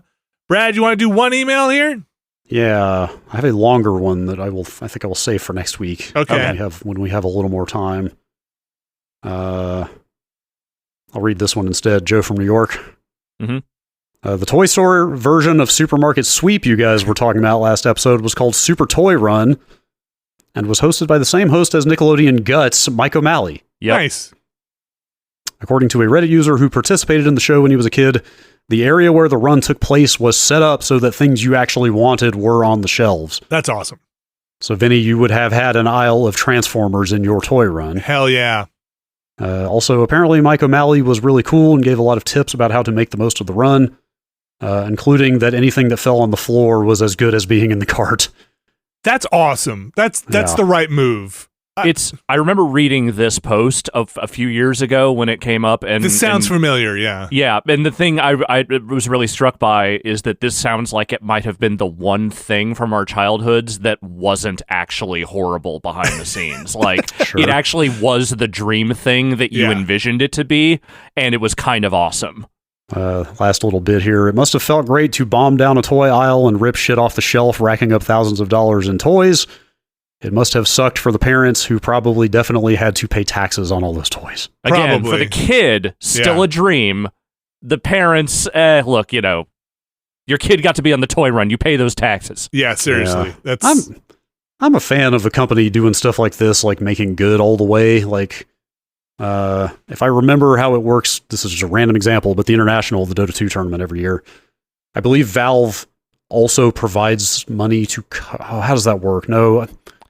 There's some mechanism they use to make sure that the players get the amount of money that is stated they will get. Right.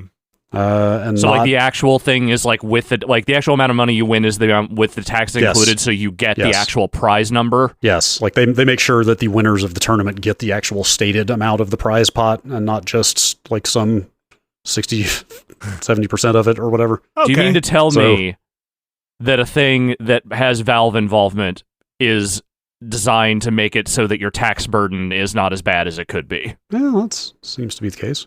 Just saying. We know how very libertarian Gabe Newell can be. I'm just saying. He knows. Free knife. Gabe Newell apparently has a Neuralink competitor. Oh, Jesus. I don't want that. Oh, Jesus. I just found out. Okay. That's... Starfish Neuroscience. God, okay. I'm not ready for this transition from AI to be the old thing and neural implants to be the new thing I have to stress out about. Is his competition product basically, hey, come over here for a second. Let me put this knife in your head. All right, cool. Let me put a fucking microchip where I put the knife. No, it's a head crab. You just put a head crab. Than what I said. Just put a head crab on. I don't know much about it. It looks very research focused. All right. Well, but I guess they all are at this stage. I don't know. That one guy got I don't know if you saw the video of the Neuralink that he was controlling. Yeah, how's he doing? Mouse. I don't know. I haven't called him recently. I don't know. Right. Look. Give him a ring ding ding. See what's up. Creating the next generation of neural interfaces is what their website says. Well, I think we're still on the first generation of them. We're moving too quickly. Pump the brakes. Speaking of moving quickly, I think we're going to do that. We call that the emails here. Folks, we're going to wrap this one up here. We've got a bunch of stuff going up on the site. We've got the Watchcast continuing. You should go check it out. We just recorded our latest episode with Dragnet. Revisit your past. And like we just said with the toy past run. Is a foreign country, man. Some things hold up and some things you might have to rethink and look at them. So check out Dragnet going up next week. Currently up is Beavis and Butthead Do America. You can check that out over at patreon.com/Nextlander, where you'll find the Ramblecast, the Watchcast, Never Been a Better Podcast. That should be going up hopefully next week. I believe we're recording this week, so you can check that out next week. Never Been a Better Podcast, where we should have, I think it's Backlar and Abby coming through for the recording that should go up next week. We do have one tier, though, on the Patreon, the mysterious Benefactor tier. And they get their names read on this here show. And I'm going to read those names for you right now, starting with Sean Miller, RRE, Infelicitous Rips, Kelly F., Brian Lucier, Skywarp, John Hubbard, Evan Cook, Mark Wilhelm, Jerry Lee, Deidre plays Warframe now, I guess. You and me both. Gary Peshke, Robert Fisher, Buddy Crimes, Jad Rita, Statics, Fantasticasm 89, Razgriz 2, Glazing at Face Value, Brian Murphy, Randy Duax, Andrew Tiebkin, Alex Wu, It's Me JP, Edward Chick, Andrew Slosky, Steve Lynn, Matthew Herrig, David Campos, and Tyler Treese. Those are our mysterious benefactors for this week. Thanks to all of them, and thanks to everybody who has gone over to patreon.com/Nextlander. Could not do it without you. If you can go over there, you can support us directly, starting at $5. You get your ad-free podcasts all the way up to the mysterious benefactor tier. You can find a tier that is right for you. Brad, how you doing? All right. How are you? I'm good. You are going to be in at home away for next week, yeah? Most of next week as well, yes. So be aware our schedule is a little different. We're doing some stuff earlier in the morning on East Coast time. On Friday, we'll be doing stuff earlier in the morning. You can check the schedule out on our Discord or patreon.com. Just want to give you a heads up. Tomorrow, I'm going to be streaming in the afternoon, but then Friday, I believe we said 10 a.m., right, Brad? I think we're going live was then. 11? I can't remember if it's 10 or 11. I can find out. I can confirm very quickly here. Yes. 11. It is 11. 11. Okay, so 11 Eastern. Go check that out. We're going to be playing Dark Seed 2. You may have seen Dark Seed 1 last time. Point-and-click adventure game. This is the one I really wanted to get into, so I'm very curious. Bring a guide. I've heard this one is also inscrutable. But I'm excited to check it out. All right, Alex Navarro, thank you very much. Thank you. Brad Shoemaker, thank you very much. Mm-hmm. And we'll be back next week with more from the Nextlander podcast. See ya.